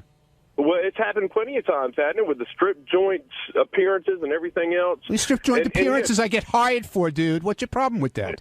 Look, I get hired for it. Listen for a second. Now, I am listening, stupid, because you don't know what you're talking about. Yeah, I do, because you You just want to get your voice Ronnie. on the radio. Go ahead. Listen, Be my guest. Go ahead. You continually Go ahead, idiot. do this. And no, you're the idiot. You're the idiot. You've got 9 people in there telling you you're wrong. It's your responsibility that Howard's name doesn't be abused, and you still don't get it. I didn't use Howard's name. I didn't even make the reservation, moron. Listen, okay? If you listen half the time, maybe you'd learn something. You're too fucking thick. Okay. Listen. And you're smart. Listen. Yeah, I can hear how Listen. smart you are. Yeah, well, listen. I'm listening. Okay, listen, midget. The bottom line is this. when everybody tells you you're in the wrong, you never listen. You just argue. Well, I'm and sorry. argue This time I was and not in argue. the wrong. Sorry. Yeah, Sorry. you are, because it's your responsibility. If you're going to go somewhere, that Howard's name's not abused. The bottom line, it's your responsibility. You don't get that? Do you not get that? Did I call and make the reservation? Did I say anything about Howard's name? If you go there, it's your responsibility. Bottom line. I'll go away. Gary, Hang do up on you this think fucking guy. that Joe's right, that even though No, Ronnie didn't he's- do anything wrong, he bears some responsibility here? If Ronnie went there with Tiffany, and Tiffany made a reservation, Tiffany said, I made a reservation for me for 8 people, and Ronnie has no idea, then it's not his responsibility. However, I probably, like I said, nothing's so important to me. When you had trouble getting in, I would have gone, you know what, we'll see you later then. Don't worry. Yeah, well, basically. But I that's wouldn't what we be. did. I wouldn't be. I'll bury you on the radio or but why, Twitter. Why? If I'm treated like an animal, why not be? You know, I mean, the guy could have took to me, like I said on the air. He could have took us on the side and listen. This is not happening. I'm sorry. He didn't have to make a whole scene like he did. Well, he called me Saturday night to ask me if Howard was coming, and I said I don't know, but it doesn't sound. Howard's not a nightclub kind of guy, right? And but I think he was so sure that somebody was trying to pull a scam that he was angry, right? You know, and so he shows up angry. You show up angry, not to show up, but once you get there, it's angry. Then it's just two heads collide. Yeah, exactly. Well, like I said, I didn't even know who the guy was. I've never met him. Dan, the song parody man. He could have said to me, "Hey, I'm Beecher. We thought Howard was coming. I'm sorry, but we don't have a table for you." Dan, you're on the wrap-up show. How you doing? Yeah, good, Ronnie. I'm so sorry this whole thing went down. If I knew that you guys were going to the show, I would have called them and, made sure you got the full rock star treatment without, anybody having to allegedly use Howard's name to do it. I don't know who. I didn't know if she used his name or not. I didn't make the reservation. Yeah, that's why I said that in my email that I don't think that Ronnie had any knowledge of that. But here's my question for you, because Jeff kind of sent us his version of a play-by-play of what happened, and he said that he called the girls out. That he said, we got in touch with Howard and found out he had no intention of coming. You shouldn't have used his name. And at that point, they got belligerent and started. That's when they said, we're going to bury you on the radio. And that's when you told him, and this is his quote, "Go get Jeff Beecher, you loser." He told Jeff No, Beecher. I said, "Go get Jeff Beecher. You look like a penguin." Okay, yeah, I saw that part too. Now, these girls, you said that. Well, first of all, I don't know who Jeff Beecher is. So why didn't Jeff Beecher just say who he was, and maybe we could have talked to like human people instead of him yelling at us like we're some kinds of pieces of shit? Nobody wears name tags anymore? Is that how he runs his show? Is that how he runs his people? Well, that's fine. Then I'll talk back to him the same exact way, Dan. Here's Okay? my question. Ronnie, I don't need his fucking show. He can stick his show in his ass. Can I ask you a question, though, if it's okay? Go ahead. Once he made it clear that he was under the impression that these girls booked the reservation. Well, how do you know using this to Howard's begin with? name. You weren't even there. Okay, I'm asking you. Okay, this is how I was told, so you can tell me whether it went down this way or not. At any point, did the guy that you were talking to, regardless of whether you knew he was Beecher or not, say you made the reservation stating that you were bringing Howard and you shouldn't have done that? He said Howard's people, not Howard. Okay, so because according to him, because he knew that you were one of Howard's people, but he knew obviously he didn't say anything to me that I knew who I was or didn't know who I was. All right, he made like I was some fucking ordinary asshole off the street, which I am. I'm not saying I'm Howard I never said anything of the sort. But fucking talk to me like a person and say, hey, listen, I thought Howard was coming. It's not Howard. This is not happening. I'm sorry. I think he basically... Don't say, this is it. It's not happening. Get the fuck out of here. Go on your way. He had just been scammed by these broads. He had just flown back from Vegas to be a victim of this scam. No, he lives in Vegas. No, he does not. The show is at the Hollywood Roosevelt Hotel. The show left Vegas 2 years ago. My apologies. Yeah, so again, the point is he did fly back from Vegas to do this. You got to understand he'd be agitated. He did say to the girls, according to him, you shouldn't have used Howard's name for this. Howard had no intention of coming. At that point, you should have known that these girls may have done something. At that point, you should have turned your anger on these girls for abusing Howard's name rather than turning your anger on him and tweeting out that the show sucks. Now, if you weren't let into the show, how can you send out a tweet saying Beecher's Madhouse show sucks? No, I said the place is shit. That's what I said. I looked at your tweet. I said the place is Beecher's Madhouse shit. show sucks. Do you want me to No, I said the show is shit. That's what I said. Okay, so how when do you're treated like shit, you're going to put up something like that show is shit. Okay, the place is shit. But you're you going to get show, treated so like the shit. shit The again. place is shit. Okay. That's an ignorant. You could have done a million different ways. Dan, if to you were at the display your door, anger. you would maybe read it in a different way. You weren't there. Okay. All right. You're his lawyer right now. No, not at all. Not at all. No, you I was are. trying to- You like I are. said, Ronnie, I wish that I just known that you'd wanted to go, so I could have got you to I don't pull need up to call you to fucking go. Believe me. I know. Well, And I if you wouldn't. wanted to go, you obviously Believe me. needed to call somebody because No, you didn't get no, it. dude. I wasn't the one who even brought up the idea of going to that place. And It when was did all the- the girls' idea, not and when mine. did- and I when had did the nothing to girls do bring with up it. this I was a idea? guest in L.A. They asked me if I wanted to go to a show. I said, fine, I'll meet you at the hotel. That's all I knew. Never been to Beach's Madhouse, and believe me, I will never be there again. Hey, Dan, would the girls have gotten a table without Howard? Yeah, sure. I mean, maybe not as but I mean, if they just called and identified myself, we're from Playboy Radio on SiriusXM.com. I'll use Playboy Radio from now on. Yeah, No, they're not on .com. They're on regular Sirius Radio. All right, thanks, Dan. Gary, I think Ronnie sounds like a victim of circumstance here. Yeah, it sounds like it was a bad communication all around. The question really becomes, it really comes down to, did the girls drop Howard's name saying Howard was coming, or did they drop Howard's name to try to get a better table? And either way, I don't think Ronnie was in on that, so it's really, he's taking a bunch of shit. Like I said, Ronnie, I probably wouldn't have fought with him. I would have just left. Now, Ronnie, the other thing that Howard brought up with you is on the plane ride there, you had all this locks and the food. Like Howard wasn't the first one served, and he said he was a little annoyed that it seemed like What do you mean I had all this locks? The girl put out everything out on the way there. The girl made it like a buffet. You could take whatever you want. On the way back, she served the stewardess served in a different way. She came to everybody and asked. We were at the front of the plane. Howard was at the back of the plane. Now, it's not my decision who she serves. What do you mean? What does that got to do with me now? Because it sounded like today when Howard was describing it that everyone else was taken care of before he was. First of all, I was asleep. I didn't get served until after pretty much everybody else was served already.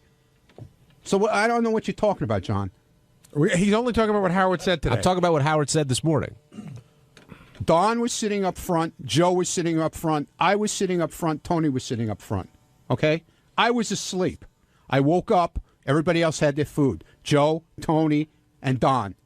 I don't know if Howard had his food yet. I didn't know if he ate yet. Okay. When I woke up, she asked me, would you like something? I said, could I have some bagels and lox, please? And a pineapple juice. Once again, Gary, Ronnie seems like the victim of circumstance here. It can happen. It can happen twice. What? Yeah, like I'm gonna override Howard for food? Like I care? I need to have food first? I don't need to have food first. What about on the way over there? Was Howard trying to be all quiet and everyone was was there a party going on in the limo there as on the way to America's Got Talent? No. We had two separate cars. When Howard wants to be left alone, do people respect that, or does everyone kind of want a piece of On the first Howard? day of going over there, it was me in the back, Joe in the front, the driver, and Tony and Don Buchwald were in another car. So it was just you in the back with Howard? And I said nothing No to Beth? him. I said nothing to him. Where was Beth? Beth didn't go the first day. And the second day, she didn't go with us. She came later on in a different car. Could you tell that Howard was having a really good time doing the show while you were out there? He was really up for it. You could see he was all pumped up. He was in a great mood. He was talking to everybody. Usually when Howard's not comfortable, you could see he doesn't want to be bothered. He was having a great time. I think he was really enjoying it. And how did you deal with the crowd, the Thunderdome crowd? I guess a lot of people were calling you out. I just didn't listen to it. I ignored it. Just focused on... Just ignored it. And like I got girls putting out on Twitter yesterday... I was the girl 2 rows back behind Howard. I'm yelling at you. I want to get a hug from you. And I ignored him. I'm not there to do that. I'm not there to get a hug. I'm not here to get phone numbers. Hugs are for after the show. You're all business. I was all business. As you should be. Can I just add something real quick? Touring with Ronnie on the Block Party show, I will say without a shadow of a doubt, he is extremely low maintenance. He's not asking or looking for anything. He's quite the opposite, actually. If we go somewhere, he's usually the first one to shell out money, and he's not that kind of guy. While I would love to sit here and bust his balls relentlessly about it, Good. Well, I don't want him getting that rap. I'm glad we're getting that out there. Gary in Pennsylvania, you're on the wrap-up show. Hey, good morning. Actually, before I make my point, I just wanted to say how much I enjoyed Memory Lane last week and all throughout the weekend. It was fantastic. You guys did a great job, and so did all the fans that picked the clips. Thanks. We have fun doing those, Gary. And also, I'd like to ask you guys, Ronnie made a great point, when he was getting his balls busted. Robin was chiming in, and he said, what about the new Robin? I thought you weren't going to emasculate. And as soon as he brought it up, I felt that she was over-cackling evilly, and that was emasculating. And I wonder if you guys agree with that. And, Ronnie, do you agree with that? Well, let's ask Ronnie first. Ronnie, do you feel like Robin was emasculating you during that? So Robin has a certain way when she gets on somebody, you could tell by her face whether she means it or not. She gets this very, I can't describe her face, but you could tell she's like angry. You could see in her face she's angry when she's telling you she's not getting her point across and you're not agreeing with her. You could see how angry her face gets. Do you think with you it's personal with Robin? No, I don't think so. No. But you think she was mad at you this morning? Not mad, but she was. I think she was a little bit frustrated that I wasn't agreeing with her. That I should, say I was wrong. But at this point, everybody says I never agree that I'm wrong. But at this point, I'll go to the floor with this one. I had nothing to do with making the arrangements for this thing, with this Beecher thing. How can you tell the difference between when Robin's angry and when she's frustrated? Like, how do you read her like that? I don't know. If you go back and look at some of the footage on TV, you could see it in her face how she gets very. I don't know. It's hard to to describe. Really the caller brought up something interesting. The over cackle, which I know Gary in the past would. No, but see when she gets to that point right. where there's no more cackle. Well, it's very a very talking down type voice to you, and she gets it in her face also. She's an angry, condescending, cackleless bitch. Well, I'm just saying. I didn't say that. That was a joke, Robin. There's times it seems like where she laughs. No, really I thought that Robin fell off the wagon a little bit today. Nobody quit smoking the first time they try. She wants to not emasculate, but it was too hard to resist. Well, and I know you also took issue with her being okay with Chris Christie lowering the flag for Whitney Houston. You disagree with that? I do disagree with it. I really think that should be reserved for people who are in the military or people who have made a major contribution. I know she's a famous New Jersey resident, but to me it diminishes when you lower the flag for a guy who won the Medal of Honor. I just don't think that. And by the way, I feel the same way about Clarence Clemens. I love Clarence Clemens, but I'm not sure that the flag should have been lowered for him. Elliot in Ohio. So not for black people. Welcome to the wrap-up show. Good point, Benji. Hey, Elliot. Oh, hey, what's up? Hey, I was wondering, Ronnie was tweeting about the Beecher's Madhouse thing, and he put an X. It was like his only reply. I was wondering if he was trying to be like Howard on America's Got Talent with the Howard's Beach House incident. I put an X? Yeah, you just tweeted an X out. I did? I don't even remember. Yeah, that sounds more like an accident. Yeah. So you saying Ronnie's trying to be like Howard when he's on Twitter? Yeah. Well, I don't know. You know how his attitude is like that, as far as how he thinks he's Howard sometimes. Yeah, right. I always think I'm Howard, of course. Keep in mind, this is the same guy that tweeted out turmoil, TERM. Yeah, what was with that, Ronnie? I know you misspelled it the first time, or did you do that on purpose? Was that kind of... Did I do it on purpose? No, I didn't do it on purpose. I just put it out there, okay? Sorry. Well, you have to apologize. I'm not an English professor. I'm sorry. I write the way I feel like writing, and these people on Twitter just love to rip you apart. So, you know what? It's great. I love it. And I was talking about Shuley anyway. Him and Scott, they're always in turmoil about the fucking block party shit. What were you doing in that coffin, Ron? Laying in it. Practicing. Did that creep you out? Yeah, really. No. I did. That seemed so creepy to me. I don't know. It was just... they had magazines in there. I hope they have them there when I die. And Howard was really impressed how you just saw something and bang, that was it for your tattoo. He couldn't do that. Yeah, but I love skulls. Okay, so I have a skull tattoo on my arm already. So when I saw this particular skull that this guy he had drawn, drew it himself or whatever you want to say. Okay, and he had it in a frame. It was hanging in the place. It wasn't like it was in a book that you pick tattoos out of. It was hanging there as a display thing that it was really cool looking. I told John, I just came back from a beach vacation, a week in the Dominican, and I'm pretty sure Mary and I are the last people left in free America who don't have ink.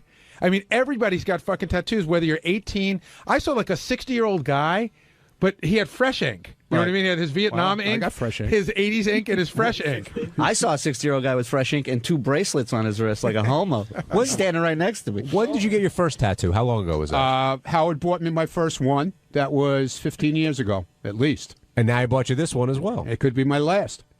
Will it be your last? Good possibility. No. Any reason why? No, I'm just, See, that's what happens when you go into a tattoo place with somebody and you're hanging out. You get the urge, you want to do it, And I saw this particular piece, and the guy said he had never done it before. It was just a piece that he drew. And I said, well, could you tattoo it? And he said, well, yeah, let's do it. And I said, fine, let's do it. On Wednesday's wrap-up show, Mr. Skin came by after presenting his annual Anatomy Awards, and we got into how he felt about Emmy Rossum and her feelings on winning an award. And then, of course, we talked about the finest nudity on film and what it's like being a skin turn, a skin scout, and everything. It was pure skin sanity. Here's how it went.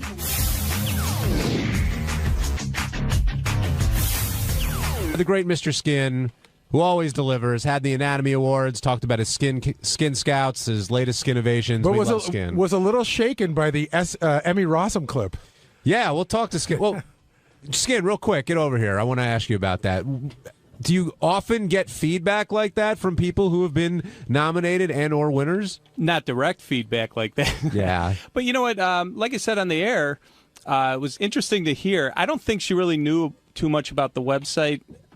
When she was saying, I think you guys were just saying, oh, there's a website where you could see the naked pics. I don't think she understands the breadth of the website. But wasn't there a bit of discussion after you guys spoke to her, like how could she not know? Yes. We thought that she was aware and sort of playing it off a little bit. Oh, okay.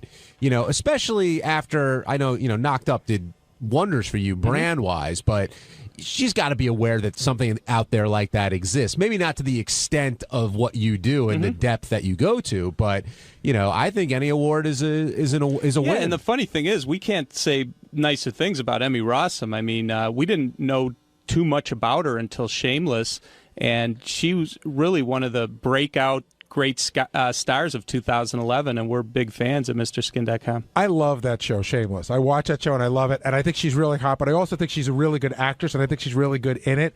I thought it was a bit hypocritical when she said, oh, he's monetizing this. I was like, well, you're monetizing your nudity. Yeah. And she asked me that 12 times if he's monetizing it, by the way, and during the interview. But she was great. I mean, she was a lot of fun. She's beautiful. She's great on that show. Really talented actress. She is a great actress. That's the thing. You get blindsided by how beautiful she is and how naked she is. But then you remember she's also a very good actress. Well, the thing is, I find, like, she's not the hottest chick I've ever seen, but there's something very sexy about her. And she really carries the whole show. Have you ever had someone accept one of your Anatomy Awards?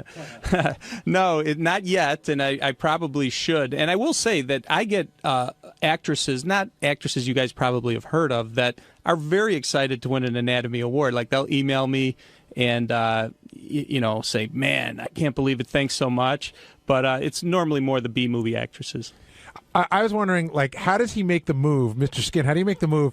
Remember how, like, the Razzies got, I think it was Sandra Bullock to come and accept an award. Yeah. Like, how do you make the move? Like, if an actress, like if Emmy Rossum came and accepted a Skin Award, wouldn't that make Where her would she come to, Gary? Well, you just make up a mind. Listen, the first year they did the Razzie Awards was in like a ballroom at the Hollywood Roosevelt. Oh, just, okay. It's for press. Sounds like there's an award show in Chicago that's got to happen. That's what it sounds like to me. You know what? A lot of people have told me this has potential.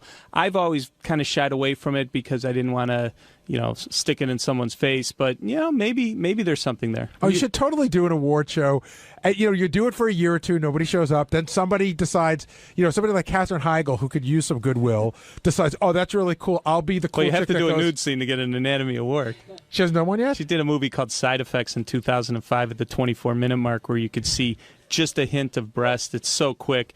But, she didn't get naked and knocked up, which is almost impossible. Right, because she was getting knocked up. Yeah, right. But you're celebrating their talents. You're not, 100%. That's what I said on the air today. Is like all we do is praise it. We're like, guys, she's beautiful. She's awesome. Check out the show. Check out the nude scenes. It's fantastic. It's funny because we use this site a lot for the show, and I remember when we had Eliza Dushku on, we talked about Nude and the Alphabet Killer. She did this nude scene that again, I think she's a lot of fun. She's a great guest on the show.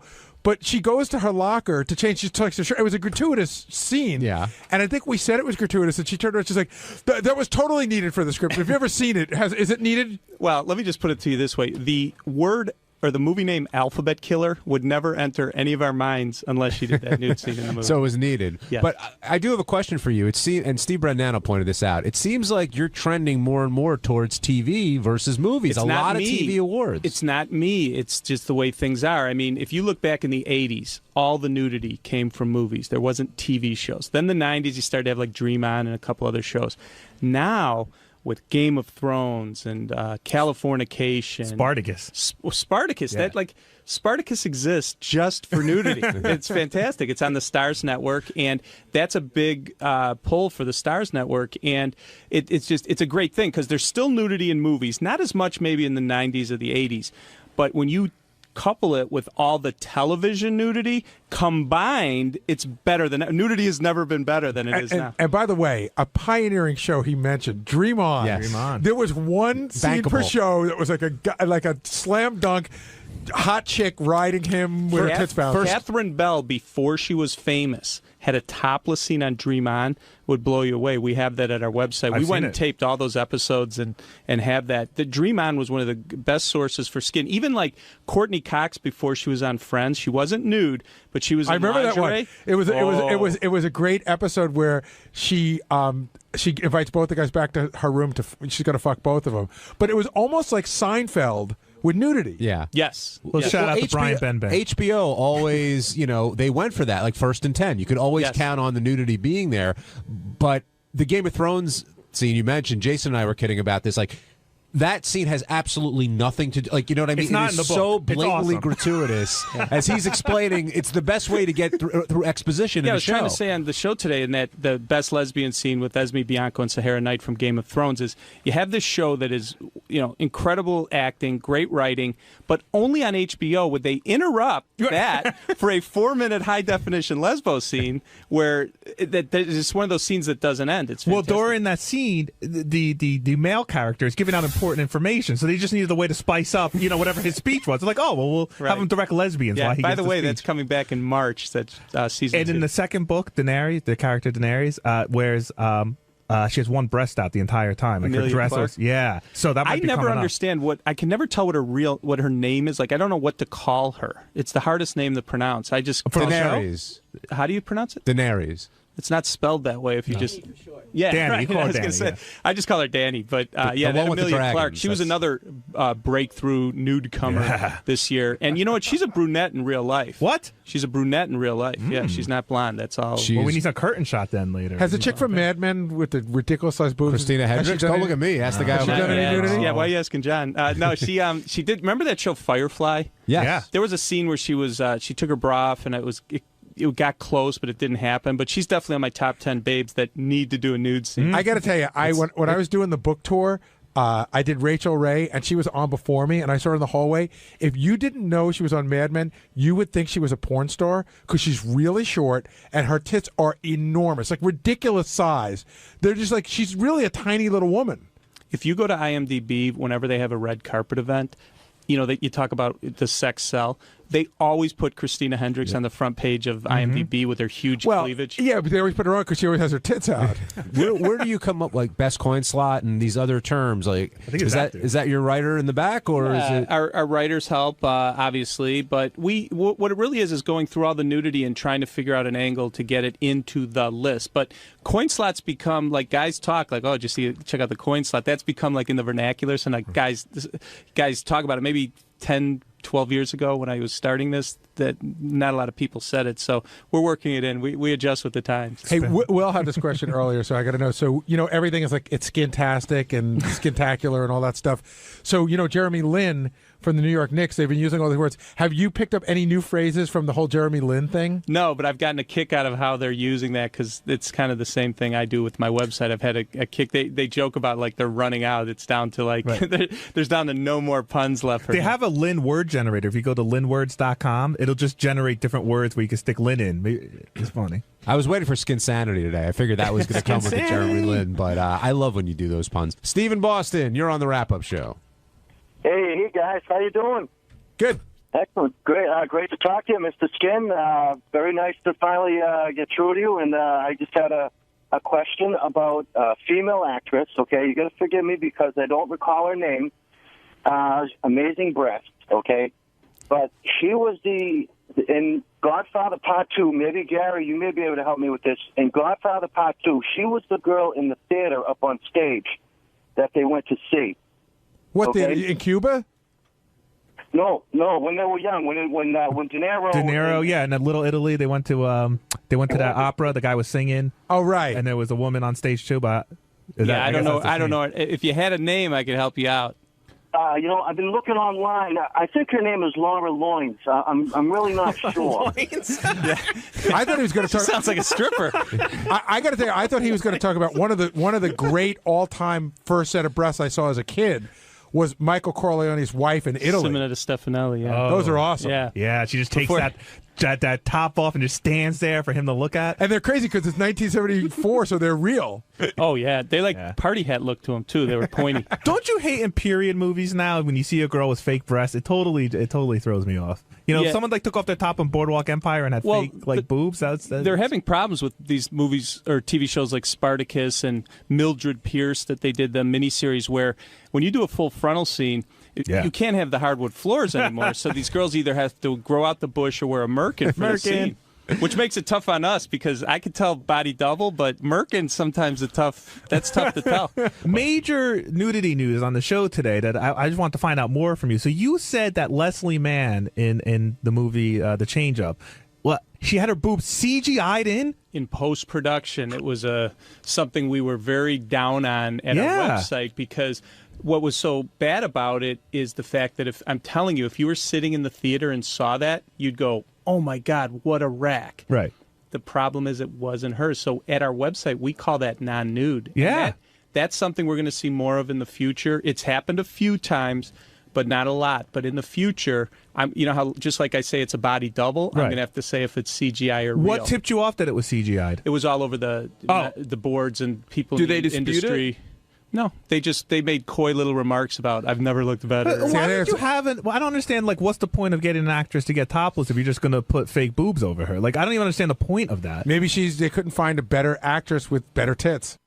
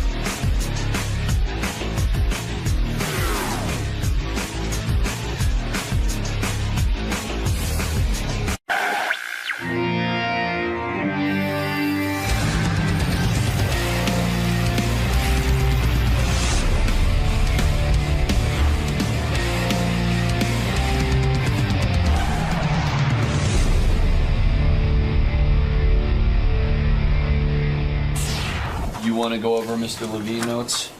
He's bringing up the girlfriend, by the way. I saw her on the guest list. Yeah. Voice is doing well. It premiered after the Super Bowl with absurd ratings. I never watched the show. Does he do what you do? Is he a judge? He's a judge.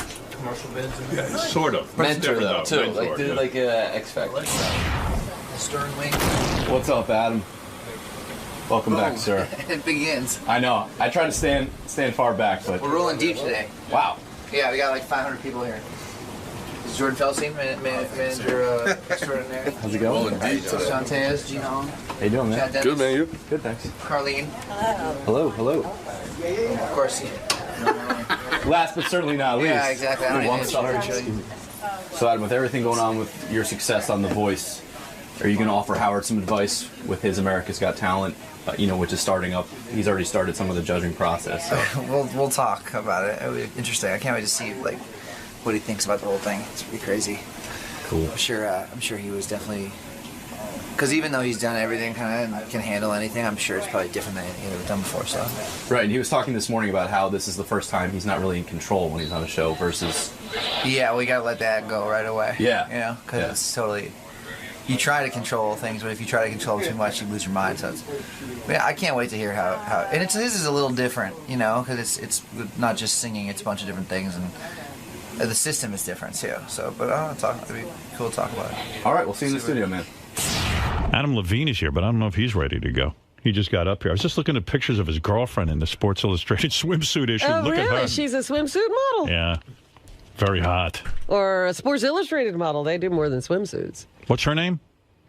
I don't What? know. You don't know? I don't know. Is she here? She's here. So why don't they put her name? She's here too? Because Will's bringing in the note now. Adam wants to come in alone first. Oh, okay. And then he All right. figures He knows you'll never speak to him again. Right. If she comes in, I won't speak to him. He knows the show so well. He's like, I'll come in, and then I'm sure he'll bring her in a little while. Adam Levine is the lead singer of Maroon 5, and he's also on the show The Voice, which is now... Judge and mentor on The Voice. He is now actually... The Voice is tied with American Idol at viewers at 16.1. Yeah, it's doing really well. Yeah, doing well.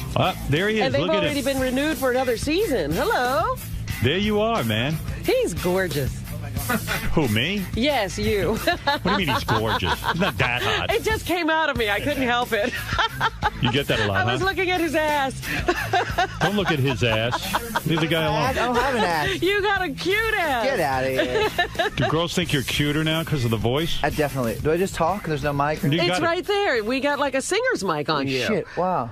Look, see, right next to your mouth Right next is to a your mic. mouth. Right coming down from your... There it is. Oh, fuck. I feel like I'm in sync or something. So, how you doing? Yeah, right. In Sync, I used to carry one of those little headset mics. Right. I could never get down with that. That's Yeah, weird. no, because when you're a singer, you want to hold the microphone, right? Yeah, absolutely. And you know who just did that? Is David Lee Roth. I was shocked. What'd he do?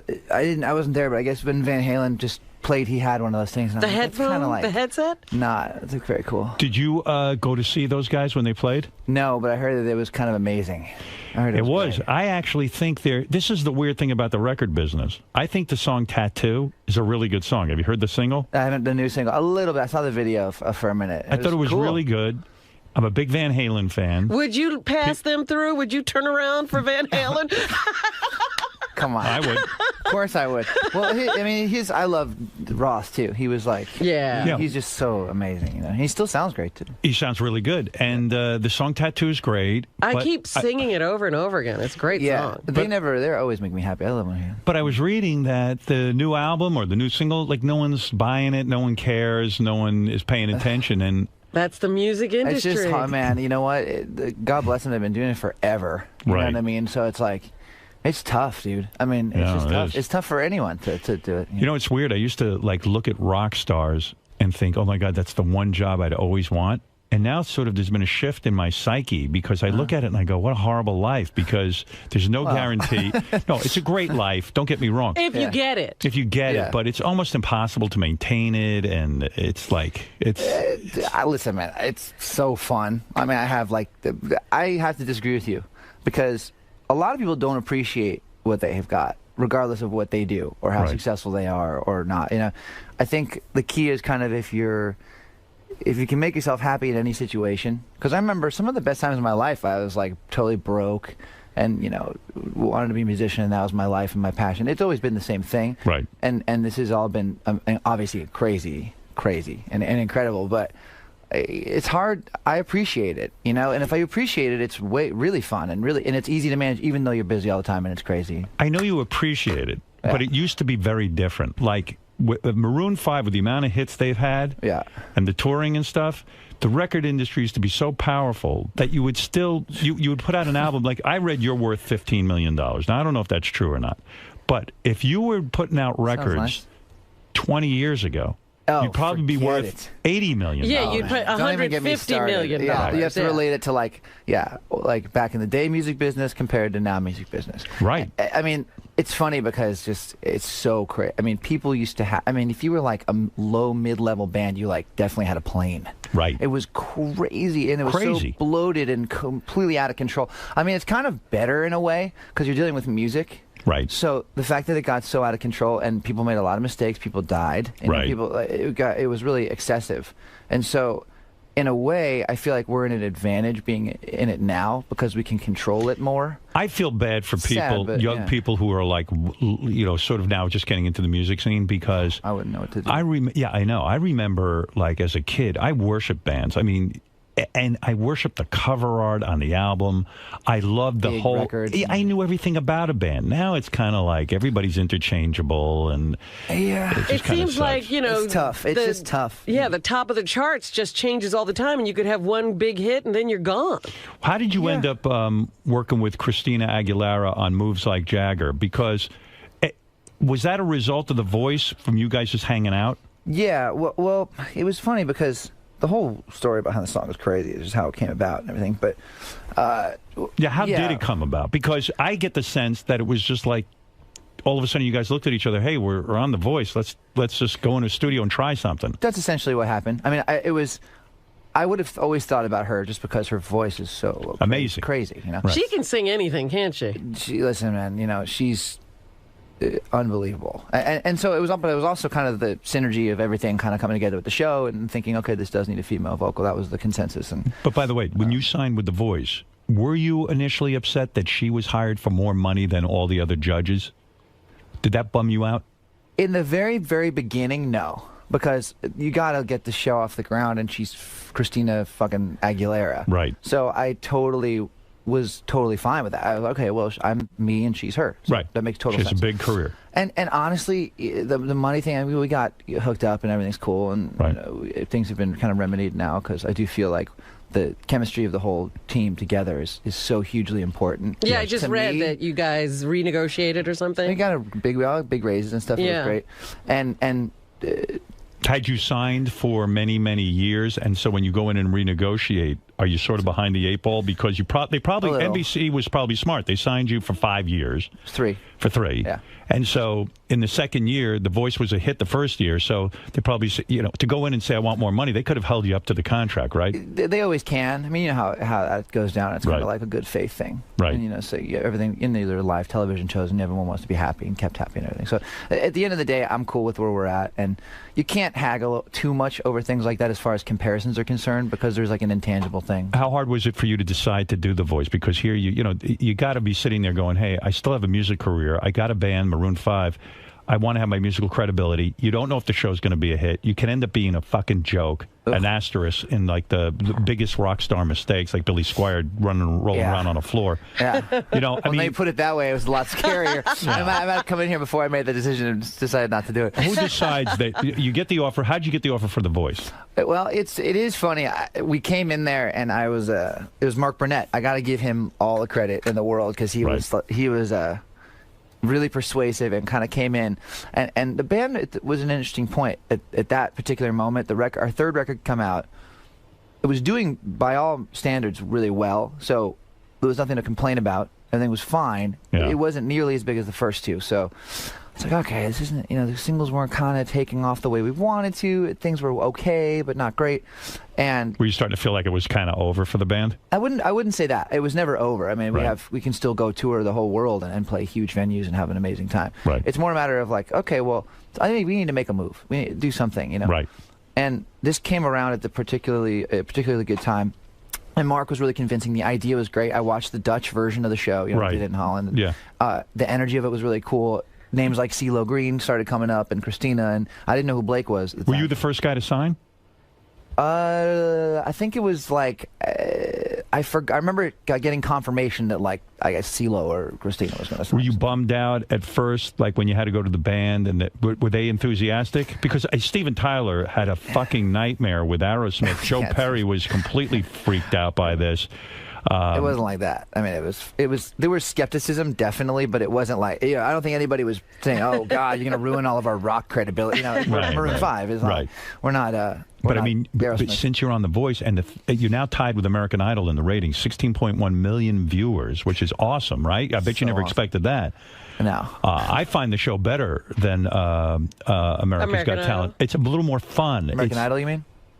American Idol. It's not better than America's Got Talent. Ever. Nothing's better than America's Got Talent. Let me tell you, I just did my first taping of America's Got Talent. ask you, yeah. It was so fucking fun. I've never had more fun in my life. Really fun, right? It is insanely fun. I knew you were going to love it. It's so funny because when I knew I was coming in here, I was thinking to myself, we got to talk about that whole experience. Yeah, we're going to get to that. Yeah. But getting back to this, you go to the band. Yeah. And you've got to say, look, I'm going to now be a judge on a reality show. They don't know what The Voice is, this and that. So some of the guys are freaking out. For Coach over at The Voice, it's a coach. Right, Coach. Oh, That's is what it Coach? Yeah. But hasn't it been, I have to think that this has been huge for Maroon 5, right? Like a revival of sorts. Absolutely. Well, listen, it's funny because doing the show was kind of like the Jagger tune, right? It was, and they actually came at the same time, which was funny. But basically, it came down to this. I've been doing this for, really 18 years in this band with these guys. Right. 10 years of just unbelievable success. And we were at a point where it was a crossroads of sorts. And so we thought, okay, let's just do these two things that could either, it was almost like there was no middle ground. It was like either this is going to catapult us into the stratosphere in a way like never before. Right. Or it's going to suck, and people are going to think we're assholes. And how dare you write a song about Mick Jagger, you shithead. Yeah, right. And the show tanks, and I want to kill myself. Right. It was like there was only really two options, and I'm really happy that it worked out. The song kind of evolved because at that point, like right in the beginning, you're saying, hey, as long as I'm doing the show, I might as well do something with Christina Aguilera. So you approach her? Well, it was a delicate thing. Basically, I keep saying his name because, in all honesty, he was so... Mark Burnett was so instrumental in a lot of this. Even getting the song together? I'm just saying, no, yes. Well, I played him the tune. My car someone in my car died. One day we were shooting the You wrote the song? Auditions.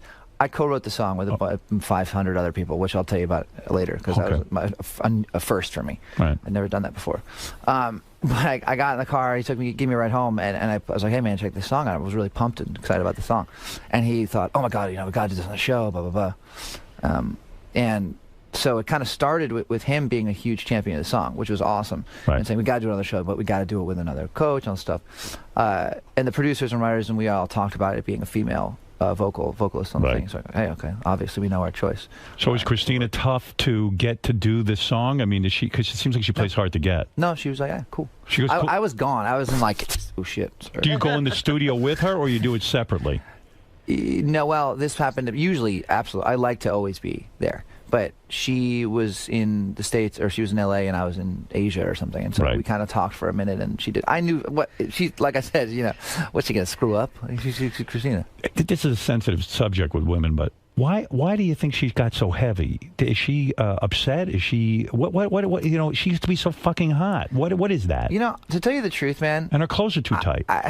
Right? Am I right or am I wrong with this, Adam? Clothes are tight. She likes to wear tight clothes. Yeah, but she's clearly when you're she clearly likes to talk about being comfortable being a woman and snapping her fingers and doing the whole thing. Yeah, but when you're a plus size woman, you can't wear the tight clothes anymore. It's just not I don't think she's a plus size. She's plus size. Yeah, I wouldn't go that far actually. You don't even know what a plus size is. Oh, I do. Yeah. I mean, I know. Robin, do you think she's over a 12? She's over a size 12. Adam, what size is she? I'm keeping my fucking mouth shut. You got She's something good a little going. girl. She's not a 12. She and I have had, obviously we've been at odds a little bit, but she and I are cool. I was going to tell you, we don't spend that much time together. Like a lot of it's But like, the odds, this is a funny thing you bring up because now I'm on America's Got Talent. And I walked in. I've spoken about it for about an hour and a half this morning. How much fucking fun I've had, and the fans are going to come in. We have this audience, so it's great. It's like the Thunderdome in there, and it was just a blast. And I really enjoy my co-judges, Howie Mandel and Sharon Osbourne, and. Well, Sharon probably. Both of them really. I know them really well, and we just had a blast. So I'm thinking. The rumor was that Christina would come in and then make you guys wait for like hours or something. And that would make me, I would go mental. I did a little in the beginning. I did in the beginning. I mean, it drove me crazy. How do you deal with that? You just don't, it doesn't bother you anymore. First of all, she's still doing it? Well, first of all, let me back up a second. She hasn't changed. Hold on a minute. Let me back up a minute so I don't get myself in trouble. She was eating. No, stop it. I'm kidding. She, in the beginning, she was late and shit, and then she stopped doing it, and it wasn't a big deal. It was over. It was fine. It wasn't. Did you talk to her? It doesn't happen anymore at all. Did you talk to her about it? I didn't really. She and I had a thing in the beginning where it was a little Sexual attention? No, not sex. And by the way, everyone says that. No, not at all. You don't think she's into you? That was never, absolutely not. That was never part of anything. It was more just like, we bickered, but it's done, and she's cool, and we're cool, and and she's never late anymore. So. When you bicker because now that I'm on one of these shows, I totally get how closely you work with everyone. Yeah. If you bicker, someone's got to come in and sort of broker this thing and help to negotiate the peace. I mean, yeah, probably. I mean, listen, it never got to the point where it was so. Also, well, the difference though between the two shows that we do is that on our show we're competing for someone to be on our team. Yeah, it's weird. That's a lot more gnarly. I guarantee you there would be a lot more bickering if you guys were doing that. Oh, we had plenty of bickering. Yeah, we sure. Really did. I love the fact that you all know each other too, and you're all so cool. It seems like we had instant. You guys had to get to know each other, didn't you? You didn't really know. I knew CeeLo. I had met CeeLo a few times. He's the friggin' best dude. Seems like a good dude. Has he been here yet? No. I don't think so. Maybe you gotta get him in here. Yeah, he'll be great here. Yeah. Yeah, he seems like a genuinely nice guy. The country guy seems nice too, but I don't like his music. I didn't know Blake at all. I was when I first signed up for the show, I was when Blake Shelton's going to do it too. I was like, cool, like who's that? Here's what I love so much about that guy. He should come in here too. You'd have a blast with him because he kind of. I think he benefited the most from the show because no one knew who the fuck he was. I think we all benefited. No, I'm saying no one necessarily knew. He was a country guy. He was very kind of in that insulated country world. But what I love about Blake is that he totally demolishes all stereotypes about country artists. Right. Super liberal. Really, I mean, he hunts and shit, which is crazy. But he sends me pictures of shit he kills. To do that, He'll send me a picture of a skunk with an arrow through its head. He'll text it to me. I'll be like, dude, come on, man. Oh, wow. Come on. Are you friendly with these guys now? Would you get together with them outside of the show? So close. Really? And obviously, with guys, it's different. Christina is a little more guarded because she's a girl, and she's the only girl. So she's the one that's separate from you guys. But New Year's Eve, you were with Blake Shelton, his wife, and Kelly Clarkson was in that group. Kelly Clarkson, yeah. Where do you go New Year's Eve to be together? We were in a funny place on New Year's Eve. We were in Tisha, or where the fuck were we? Can someone tell me where my friends are all in there? You're like me. You don't know where you are. I never know where I am. Right. Like Houston or just outside of Houston or somewhere in Texas. This was at his home? No, we did a show at a casino. It was just like kind of a money gig. I see. But what do you mean by a money gig? Like a gig that we would not necessarily go out of our way to play on New Year's Eve unless we made a lot of money. When you say a lot of money, everyone gets what, $1 million? I'm not gonna tell me. I'm comfortable with it. A bunch of dough. I'm comfortable with you telling me. It was a very, very lucrative show. Let's just leave it at that. Is it $1 million?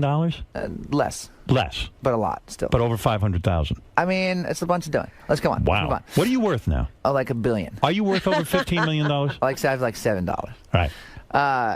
But hold on, I'm getting sidetracked. What were we talking about? I don't know. Where you were on New Year's. Oh yeah. Oh, so wait, this is great. So Blake, who is the greatest, he was there with Kelly and his wife, and he has a ranch, right? Right. He has a ranch like 30 minutes outside of where we played. So I thought to myself, oh, this is the one seriously redeeming quality of this night, which is we can go back to his place and have a fun time. Right. And he lives on he's got like a jillion acres in the middle of nowhere, and he lives in Tishomingo, Oklahoma. So we spent the night, me and my girlfriend spent the night at his place. It's so different than anything you could possibly ever experience because it's just straight up country, right? What do you mean? He lives in this like metal shack. Oh God! When I say, does he have slaves? No, I don't think so. I didn't see any. I think they still allow that there. Yeah, he could if he wanted to. But it's a metal shack. I would think a guy like that would have tons of dough, and he does. But this is why I love him. It's because he's got. Tons of dough, but he keeps it so real. But it's funny because you walk in and it's just literally made out of like metal, and you're like, cool, cool, and it's all it's like a tiny. It's like not tiny. It's like a 3,000 square foot shack, and his wife hates it. His wife's like, when you build a house, you son of a bitch, like you're fucking rich. What's wrong with you? But he has like this. You walk in and it's just overwhelming amounts of deer heads and like anything you could kill in the area is dead and like in his living room. And like, what are you, like a vegetarian and you don't even kill animals? I'm not weird like that. I don't give a shit. But I it was just it was a funny 2-day kind of vacation. And what is Kelly Clarkson doing in that group? What's her story? She recorded with a country artist not too long ago. Yeah, Jason Aldean. So she's friends there too. Hey, did he have any like Jews heads on the? They were there talking aren't about any maybe Jews wanting in one. Oklahoma, so he hasn't shot one yet. I was still getting a little scared. Right. He gave me a 5-minute head start, told me to run out into the. So Kelly Clarkson's in with that group? Yeah, well, is she a was cool staying. chick? She's great. She's super great and so talented. What do musicians do when they hang together? Do they ever do a sing along, or do you ever start jamming all of a sudden? Most of the musicians I know actually don't like to do that. Right. I mean, sometimes it's kind of if someone ever does, it's super like uncomfortable. Like, does anyone ever say, "Hey, hey, we're all sitting here. Let's write a song and market this thing"? Does anyone? That doesn't happen, right? It has to be really. I think that what happens with musicians is that they have to kind of. And by the way, Miranda, Blake's wife, is amazing. What do you mean amazing? Incredible singer, incredible country singer. Right. But yeah, I think it's like everyone is so delicate and like doesn't want to kind of infringe on someone else's. Doesn't want to be not cool and kind of do something that's going to make them uncomfortable. Does Kelly Clarkson have a boyfriend, or is she just hanging out? Idea. I don't. She was there solo. She was staying at their, country. Estate retreat, doing something. Oh, she was on the show. That's what it was. She was on the show, so she was like a mentor. She was like a guest. I see. And she too let her weight go. What is with these girls? Slimmed down. She looks good on the Grammys. Christina or Kelly Clarkson? I'm not. Go ahead, Adam. I'm bowing out of this conversation. Come on, man. Get some fucking balls on you. Let's get into it. Who's heavier? Come on. It's so easy. It's so. I was coming here today, and I was like, all right, don't get trapped into these. No, but when you're in listen, you're a mentor. Do you ever say, and I am a judge on America's Got Talent, and I do say this to the women, it is about appearances. There was a comedian audition. I can't give away too many details, but listen, I talked about appearance. Well, again, on The Voice, it is all about the voice. I was so excited to watch you on that show. I just it's so fun. I mean, the show was cool. I'd never really seen it. Right. We were on it, actually, which is lame that we hadn't seen it. But the minute I heard you were doing it, first of all, I got much more excited about coming in here to talk to you about it. Yes. And second of all, I thought to myself, oh man, I'm so watching this. I can't wait. Because I know you're definitely going to piss people off. No, in fact, I was the sensitive judge. But you're going to be that guy. You'll be both, but you're going to piss people off more than most. You're going to go I only got into one fight with one guy. Who gave me some shit, and I fucking gave it back to him. What? This is a contestant? What about cursing? I didn't I'm curse. bad with cursing. No, I can listen. I was on terrestrial radio for a long time. Yeah, exactly. I couldn't curse. So I know it's a family show. I can't curse on there. When you went to Sirius, did you start cursing so constantly because you finally felt free? You could. Here? Fuck, shit ass pussy. Oh yeah, pussy, cunt, everything I use. I had coffee. You want coffee? No, my coffee's in there. Gary, bring in some coffee immediately. Gary, bring me some coffee. Hurry up. I'm just kidding. No, he's got it. It's in the other room. It's in the other room, the green room. So where was I? So we were talking about New Year's Eve. You don't get together and you don't. Thank you, sir. Oh, what do you drink? A black? Yeah. Nice. That's a real man. Yeah, man. I like to see that. I mean, it is iced. But so when you go on The Voice, all of a sudden things blow up because I've had you on the show many times. Maroon 5 certainly a big success, and you were always a fabulous guest, and I always knew that. And I actually get a little bit territorial. When I saw you on the show, I went, you know what? I fucking had that guy on 1,000,000 times. Now all of a sudden they're putting him on TV. I get a little jealous. You were maybe jealous? I get a little bit jealous. Championing me before I think this so. all happened. But so you get on there. Has life changed a lot for you now, and for the band? Drastically. And that's the weird thing about it was we get on the show and it was almost as if, we were big. Right. we had this whole career where it was like I thought it was almost in a weird way I wasn't nearly as big as I thought I was. Right. Because then this fucking thing happens and I'm like, and you're huge. Well, what's the difference? You walk through an airport and people now all recognize you, and 16 million people watching that thing. Who's watching it, by the way? Is it little kids? Is it mostly women? Kind of everybody. The feeling that I get. I mean, we live in a bubble, obviously, being in L.A. or New York. But right. I feel like it's a pretty wide range of people watching, and there's I feel like there's other kinds of famous, and then there's TV famous. Right. It's a whole other fucking thing that is kind of something I need to figure out and learn how to deal with. What do you mean? I said even Howard is going to go through a certain amount of that. You're going to hate it. I don't go anywhere, so it's fine. But even when you do, you're going to notice it because it is different. What is it you hate about it? The paparazzi? I don't want to be one of these guys that complains about it, because it's not something to complain about. Right. But it's something that you need to kind of observe as like a different thing that happens to you, and you got to, kind of What adapt happens? to it. Prepare me for this so-called TV fame. No, it's not like like I said, I'm not lamenting it or anything. I'm just saying I'm looking forward to it myself. It's very flattering, Yes. just the fact that everyone wants to, take their picture with you and stuff. But it can be a little invasive. So do you ever sit there and say to them, listen, no pictures now, it's I'm eating dinner, or you don't want to be a prick? I mean, it depends what you're doing. If you're sitting eating dinner or something like that, I'll be like, Are the paparazzi now chasing you? I wouldn't say they're chasing me, but they're around. They're more much aware more of you. often. Yeah. Right.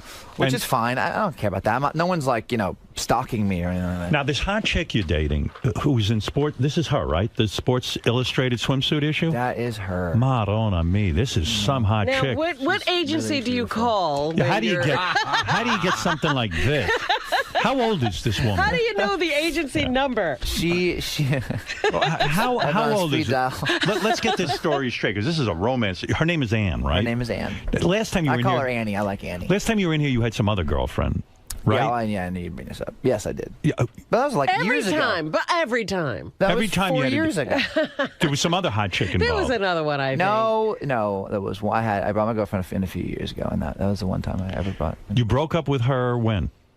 Gosh, like 3 years ago. So you, Danny. Annie and I have been dating for 2 years. Danny. Dan, that's not Danny a good name for a girl, Danny. Actually, get his kind of Danielle. When you break up with a girl you dated for a couple of years, what's the parting gift? You can't just unload her, right? I mean, you've got to Is there lay a some parting gift? What? Yeah, Parting gift? You got to lay Is some it like cash a on game her. show? You got to lay some cash on these girls. Chris Fox had the best thing about that. He's like, when you're at a restaurant, you have a meal, you leave. They don't owe you a steak. Like, I'm not a huge fan of the idea that you have to give someone a parting gift. Adam, you dated a girl for many, many years. You were living together. It wasn't that long. Not really. How many years we were you with her? We were never actually technically living together. No? No, we were together for, year and a half or something like that. But you're a wealthy man. When you break up with a girl, you don't give her a parting gift? No. You don't? No, I'm a bad dude because I didn't. Is Annie leaving? She heard that. Yeah, Annie left. Honey, I'll give you whatever you want. This girl. But it'll never happen. We'll be together forever and get married on a mountaintop. How do you end it with these girls? Because they got to take it hard. You're a good-looking dude. You can sing. You got fucking money. I mean, you're a home-run boyfriend. I'll go out with you. Crying out loud. I mean, how do you let these girls down? I don't know, man. I don't ever want to not be with the person I'm with. I think it's one of the, it's like sometimes do you say it things face don't to work. face? Of course. Or do you text? Do you text, or do you have your accountant do it? No, I don't text.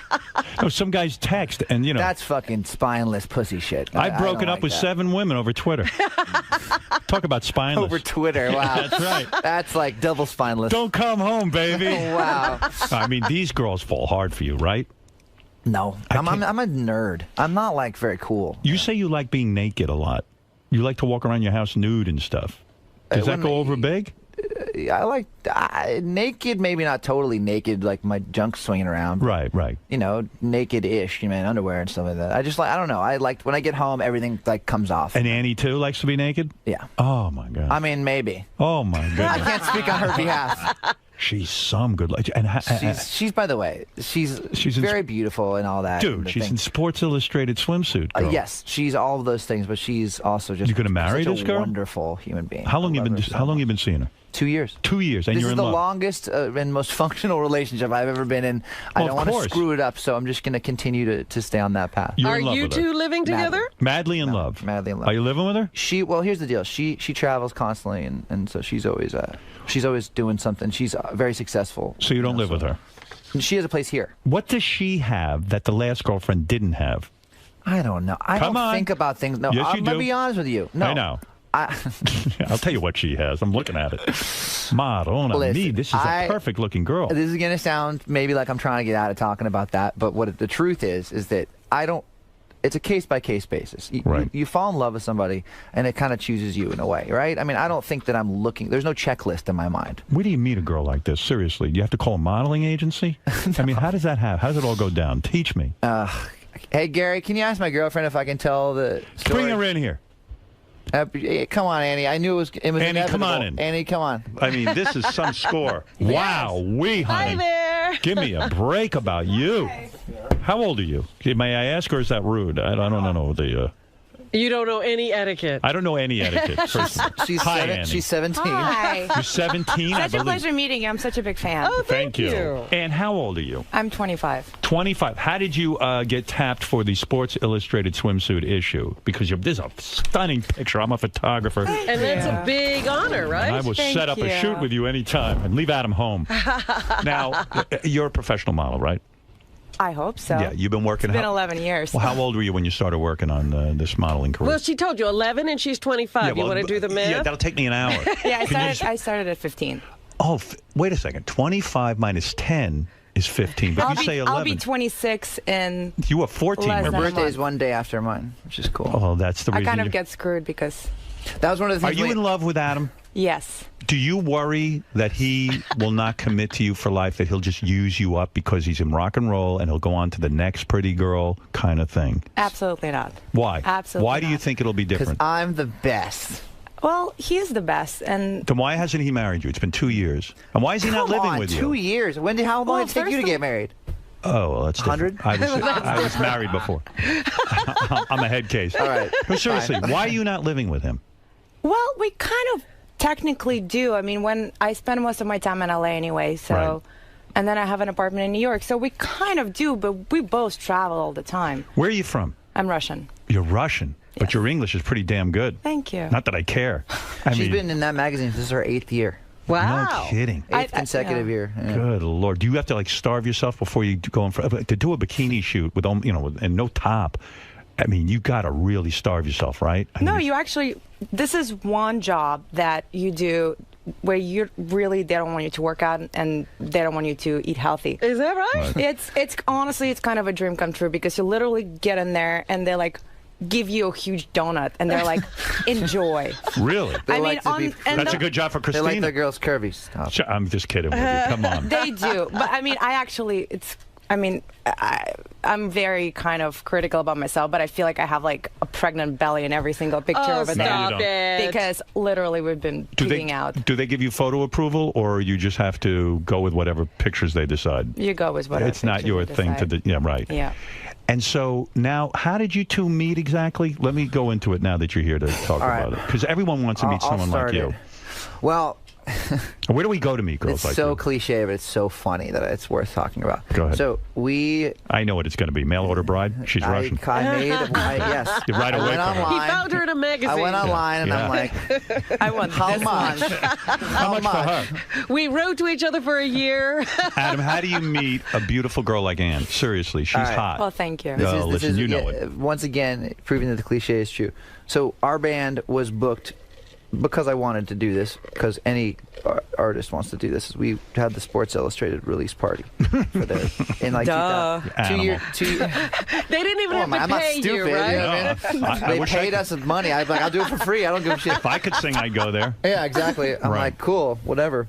So it was in Vegas, and it was the launch of like the 2009 one or something, 2 years ago or something, and we had met before. Do you want to tell that part? We can tell the PG, like the good part. The PG version. Yeah. So I mean, this really is not. This is a PG story, but basically, it had all started maybe a year or 6 months before this night, the party night, when I had actually been going on a date with a girl, and it was kind of a casual thing. It was in New York. It was like a casual, hey, my friends, your friends kind of thing. Right.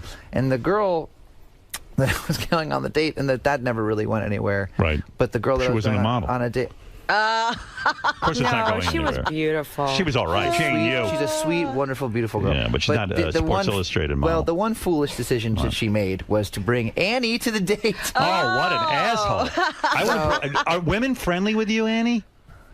Yes. They like you? Yes. Oh, God. If I was a girl, I'd never fucking hang out with you. Well, we don't really know each other, but I'm pretty much like a dude. Yeah, you're just like a dude. Very much like a dude. Yes, you well, are. she's the best kind of dude. Yeah, you're the hottest dude I'm ever going to fuck if I could get near you. She's got breasts and a vagina. If she looks like a dude, I'm fucking a dude. Yeah.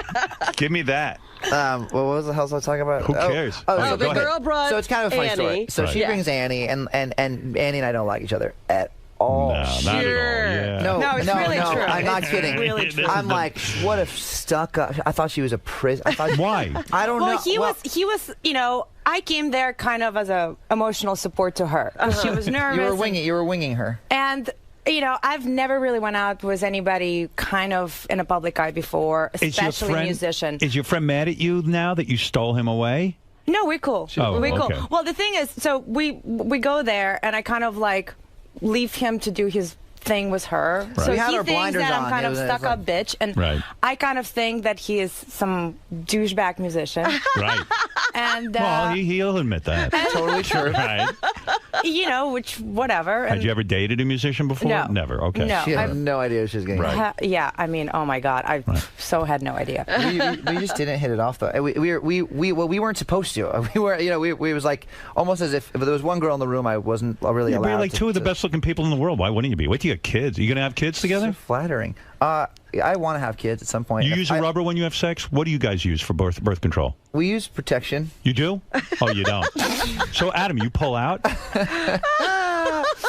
He pulls out? This is not appropriate. No, yes, it is, because I'm Yes. kind of like, I can't figure this all out. Like, you don't want to have Do you? kids yet. You know, like, I mean, I use a rubber. You do? Yeah, because We're- I don't want to have kids. I'll be vague enough by just saying that we're safe. Okay, I'm not going to talk about any more than that. How are you safe? We're safe. Just we have safe sex. Annie doesn't want a rubber. But I will say this. Annie said she does not use a rubber. She gave me the face like I'm like a fucking we do idiot not, because for I using think a that rubber. listen, here's my philosophy: is that as long as you have safe sex, whatever. How do you have safe sex if you're not using a rubber? No, he meant before. Long years of experience. Right. He was safe before. Oh, he pours Coca-Cola in I there. don't want to talk about this anymore. I mean, what is that? Vinegar or something. What do you guys do, oral It's only? safe. No, what? So Oral how can you only? be safe if you don't use a rubber? So in other words, you pull We out. control it. How do you control it? Teach me, because I don't get it. How's everybody not having kids? I don't know. I want to have kids at some point. Yeah, not now. Both of you don't want kids yet, So we right? don't have. We're good. So how are you preventing We that? have a very. The pill? We have a fail-proof system. Annie, are you on the pill? No. Okay. He comes inside of you? I have a magical penis that does not. But you know I there's... only send the type of sperm that don't but make Adam, babies. Adam, No, I hold don't. it a second. You know when you enter a woman, as much control as you She think was you on have. the pill. You were on the pill for a while, and then you had to stop. Yeah. Right. But Okay. basically, so, like, and I agree that you should stop The plan because is it's dangerous. Well, my point of. But my there's point, pre-cum. No, listen. It's never good to do that. My point is, I would say yes, birth control. You should. So you guys pull out, and if you have a baby, you have a baby. If We've you done that before, but like it's not the best idea. So then what do you do? Explain it to me. Birth control, but she stopped it. But what birth control? So now you don't Pill. take birth control. So you're going to have a baby. Leave us the fuck No, alone. we're not going to have a baby. We're not gonna have a baby. Trust me, we're not. Yes, you are. Because No you one- think when he pulls out, he's not going to have a baby with We you? have safe sex. I promise. Well, how is that safe? Because it's good. Why is everyone not? I use a rubber because I can't figure out. I don't want to have sex with a rubber. I told you we were gonna have to talk about all this shit. But what is there to talk about?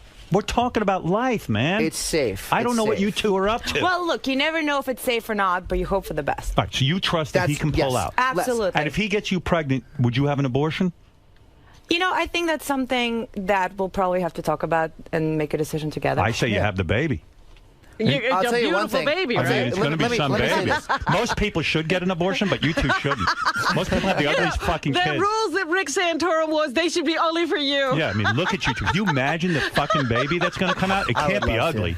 I want you to know I would love to have a baby. How about the baby looks like me? That'd be Oh, weird. God. How about this? They'll be like, what the fuck? Let me How did that happen? fix this. Let me fix this so I don't look like a pussy right now. Go Because I ahead. do want to say my piece. You don't look like a You're pussy right. sitting next to her. You're right. Well, Right, come go on. ahead. She makes me look good. She makes anybody look good. So we don't use birth control, and actually we do pull out and all that stuff. Right. But the way that I feel about it is if I wouldn't say God forbid, but if for some reason that were to go down, it would Adam, be it's- something that we'd have to think about, and I would be prepared because I love her so much. I'd be prepared to have a But kid. isn't kind of, I mean, where do you put that stuff? On her stomach, or do you put it in your hand? I go lots of different places. You do? It goes all over. Yeah, you should gross. see And Annie, you Blake don't mind? Shelton's house now. Yeah, Blake Shelton's house is covered in covered the walls. Adam's jizz. Annie, where does he unload? I mean, it's gross, right? Okay, stop. Enough. All right. Let's get back to it. So get back to your romance. I'm fucking trying to lie. You see? You're not Russian. We're like everybody else. You're I mean, on NBC. where do you do that? Same places. Okay, by the way, I love it. Oh, you do it on a condom. I'm like, honey, do you want to come to Howard today? She's like, yeah. And I'm like, do you know what that means? No, I'm actually really excited to see how much you can push us. I mean, that's really cool. But isn't this a good discussion to have? What do we do if we have a baby? Absolutely. I mean, first of all, it's... No one's discussing this. Adam doesn't know if he gets you pregnant what he's going to do. Okay, I mean, we don't have this kind of conversation. You know you're going to have the baby. You know you are. Time out. Yes. Okay, so I think that one of the greatest things, one of the best things about having a girlfriend who you love so much. I love her, and I don't even know her. I'm in love. I'm in love with my wife. Why did you tell us the best thing about it, Howard? Yeah. You're married. I know, but who wouldn't be in love with you? Well, thank you. Honestly. Does your wife mind, by the way? No, she knows I'm madly in love with her. Good. And believe me, she loves it. Let you me should say one thing about me naked. I'm going to forget the thing I want to say it before I forget. I was about to leave my mind. One of the benefits, one of the best things to being in a monogamous relationship is that you don't need to use a condom. To me, if you love somebody and you are capable of dealing with that if it were to happen, then to me that's the beauty of having a relationship. You're is absolutely right. Feeling that. But here's my problem. I'm in a 12-year relationship. Mm-hmm. I don't want to have kids. I can pull out. I've got some control. But there's sometimes you don't know things are dripping in there. That's true. There is the inevitable, like you never know what's actually going And I've down. discussed with Beth. I said, if I got you pregnant, let's say I don't use a rubber. She said, I will absolutely have the baby. She does not. She believes in abortion rights, but for herself, she doesn't believe in it. She would, even if the baby's retarded, she's having it. Okay, you hear what I'm saying? I'll be walking around with a kid with an IQ of 12. That baby's happening if it happens. It's happening, and I'm like, oh my God! Now Robin's looking at my Down syndrome baby. She's making judgments. I mean, come on, it's a whole fucking Look, it won't be me. You have to worry about. It'll be the rest of the world. Everyone's like, oh, you know, I know what people do when they go home. Baby. They make fun. Can't you find? You can find out all that stuff early. Yeah, now. But she doesn't care. Well, why aren't you guys having She's a a baby? wonderful You're going to woman. have such a great baby. Can you imagine a retarded baby with my face? Can you imagine like why a double why whammy? Why have a retarded baby? I mean... Listen to me. What I'm saying is, all I'm saying is, you guys have to think this through. Annie's saying... I sat here and told you, if it happened... You're having the baby. I would be... Well, it's a conversation. Yeah. Annie, you're going to... Tell him now. You're going to have the baby. I think that there's pretty much no doubt that... I mean, Annie, who knows? Be honest with me. She also has a lot of things to think about. You're going to abort his baby? I mean, look, at the end of the day, it's like we both have our careers, you know? It's like, and I'm not saying that you have to choose a baby over a career, but you have to be smart, you know? I've been doing it for 10 years, and our career is very limited. And you do runway? I do. I still do runway. I'm actually about to go to Milan today. Do you have any major campaigns? Yeah, I just got a few, you know. What are you pulling down? About $1 million a year? You're some cat. Probably more than that. I don't know. Are you pulling down? Are you pulling down $1 million? She's my sugar mama. You're not kidding. Are you pulling down $1 million a year? Yes. Oh, look at you. Oh, what a Madon. Wait, let me think. Hold on, I got to take a breath. Oh my God. I gotta say, okay? $1 million, over $1 million, and you look like that. She's a successful model. Jesus. I will say the first time she kind of threw down and kind of bought me dinner, I was like, yes. I kind of got a boner. I love that. You're not kidding. Big time. I wish someone would buy me dinner. It was I'm always paying. Sucker pays. It was attractive. It was very attractive. It is very attractive. No one ever buys me dinner. Aw. Really? She'll buy you dinner. Annie will buy you dinner. There was a girl once. But she was a mess. I was actually a prize for her. Okay, listen. Let's get back to it. So, how did you meet again? Where were we in the story? Now that we've divulged all the this intimate is details of our sexy. sex I can't life. wait to get to the romantic part. So basically, we didn't like each other. Right. And this we was hate like each 8 That's months so ago. great when you hate each other. I didn't hate her. I was just No, like, but you know, I was it's just like, weird what the fuck? I because- was like, who do you think you are, kind of thing. And she was like, who the fuck do you think you are? Well, you know, sometimes, I mean, people meet and they look at each other and they have no sexual chemistry whatsoever. Are you saying you were not attracted no, to him? not at all. And I will say this. Not at all. I will say Really? this. I saw her and I was like, that is a really beautiful woman. Obviously, you can't not not think that when you walk in a room. But I wasn't. I was put off. We were both put off by each other's energy. I don't know what it is. I don't care how beautiful you are. There's something that it wasn't there. This is the best story because this is going to explode. And he's not. And he was really not my type. Really. Of course not. And well, No. I mean, you're everybody's type. So yeah, you were totally my type. So how does that all turn around? How do you end up asking her out on a date? Well, here's what happened. It was pretty romantic, actually, and it's looking back. We always talk about it because it's one of those things that we always like to discuss. Can't wait to get to the sex. But go ahead. Oh Jesus! Oh my God! You're not getting there. We already went. Wait, we're going backwards. We already talked about how long can you hold out with her?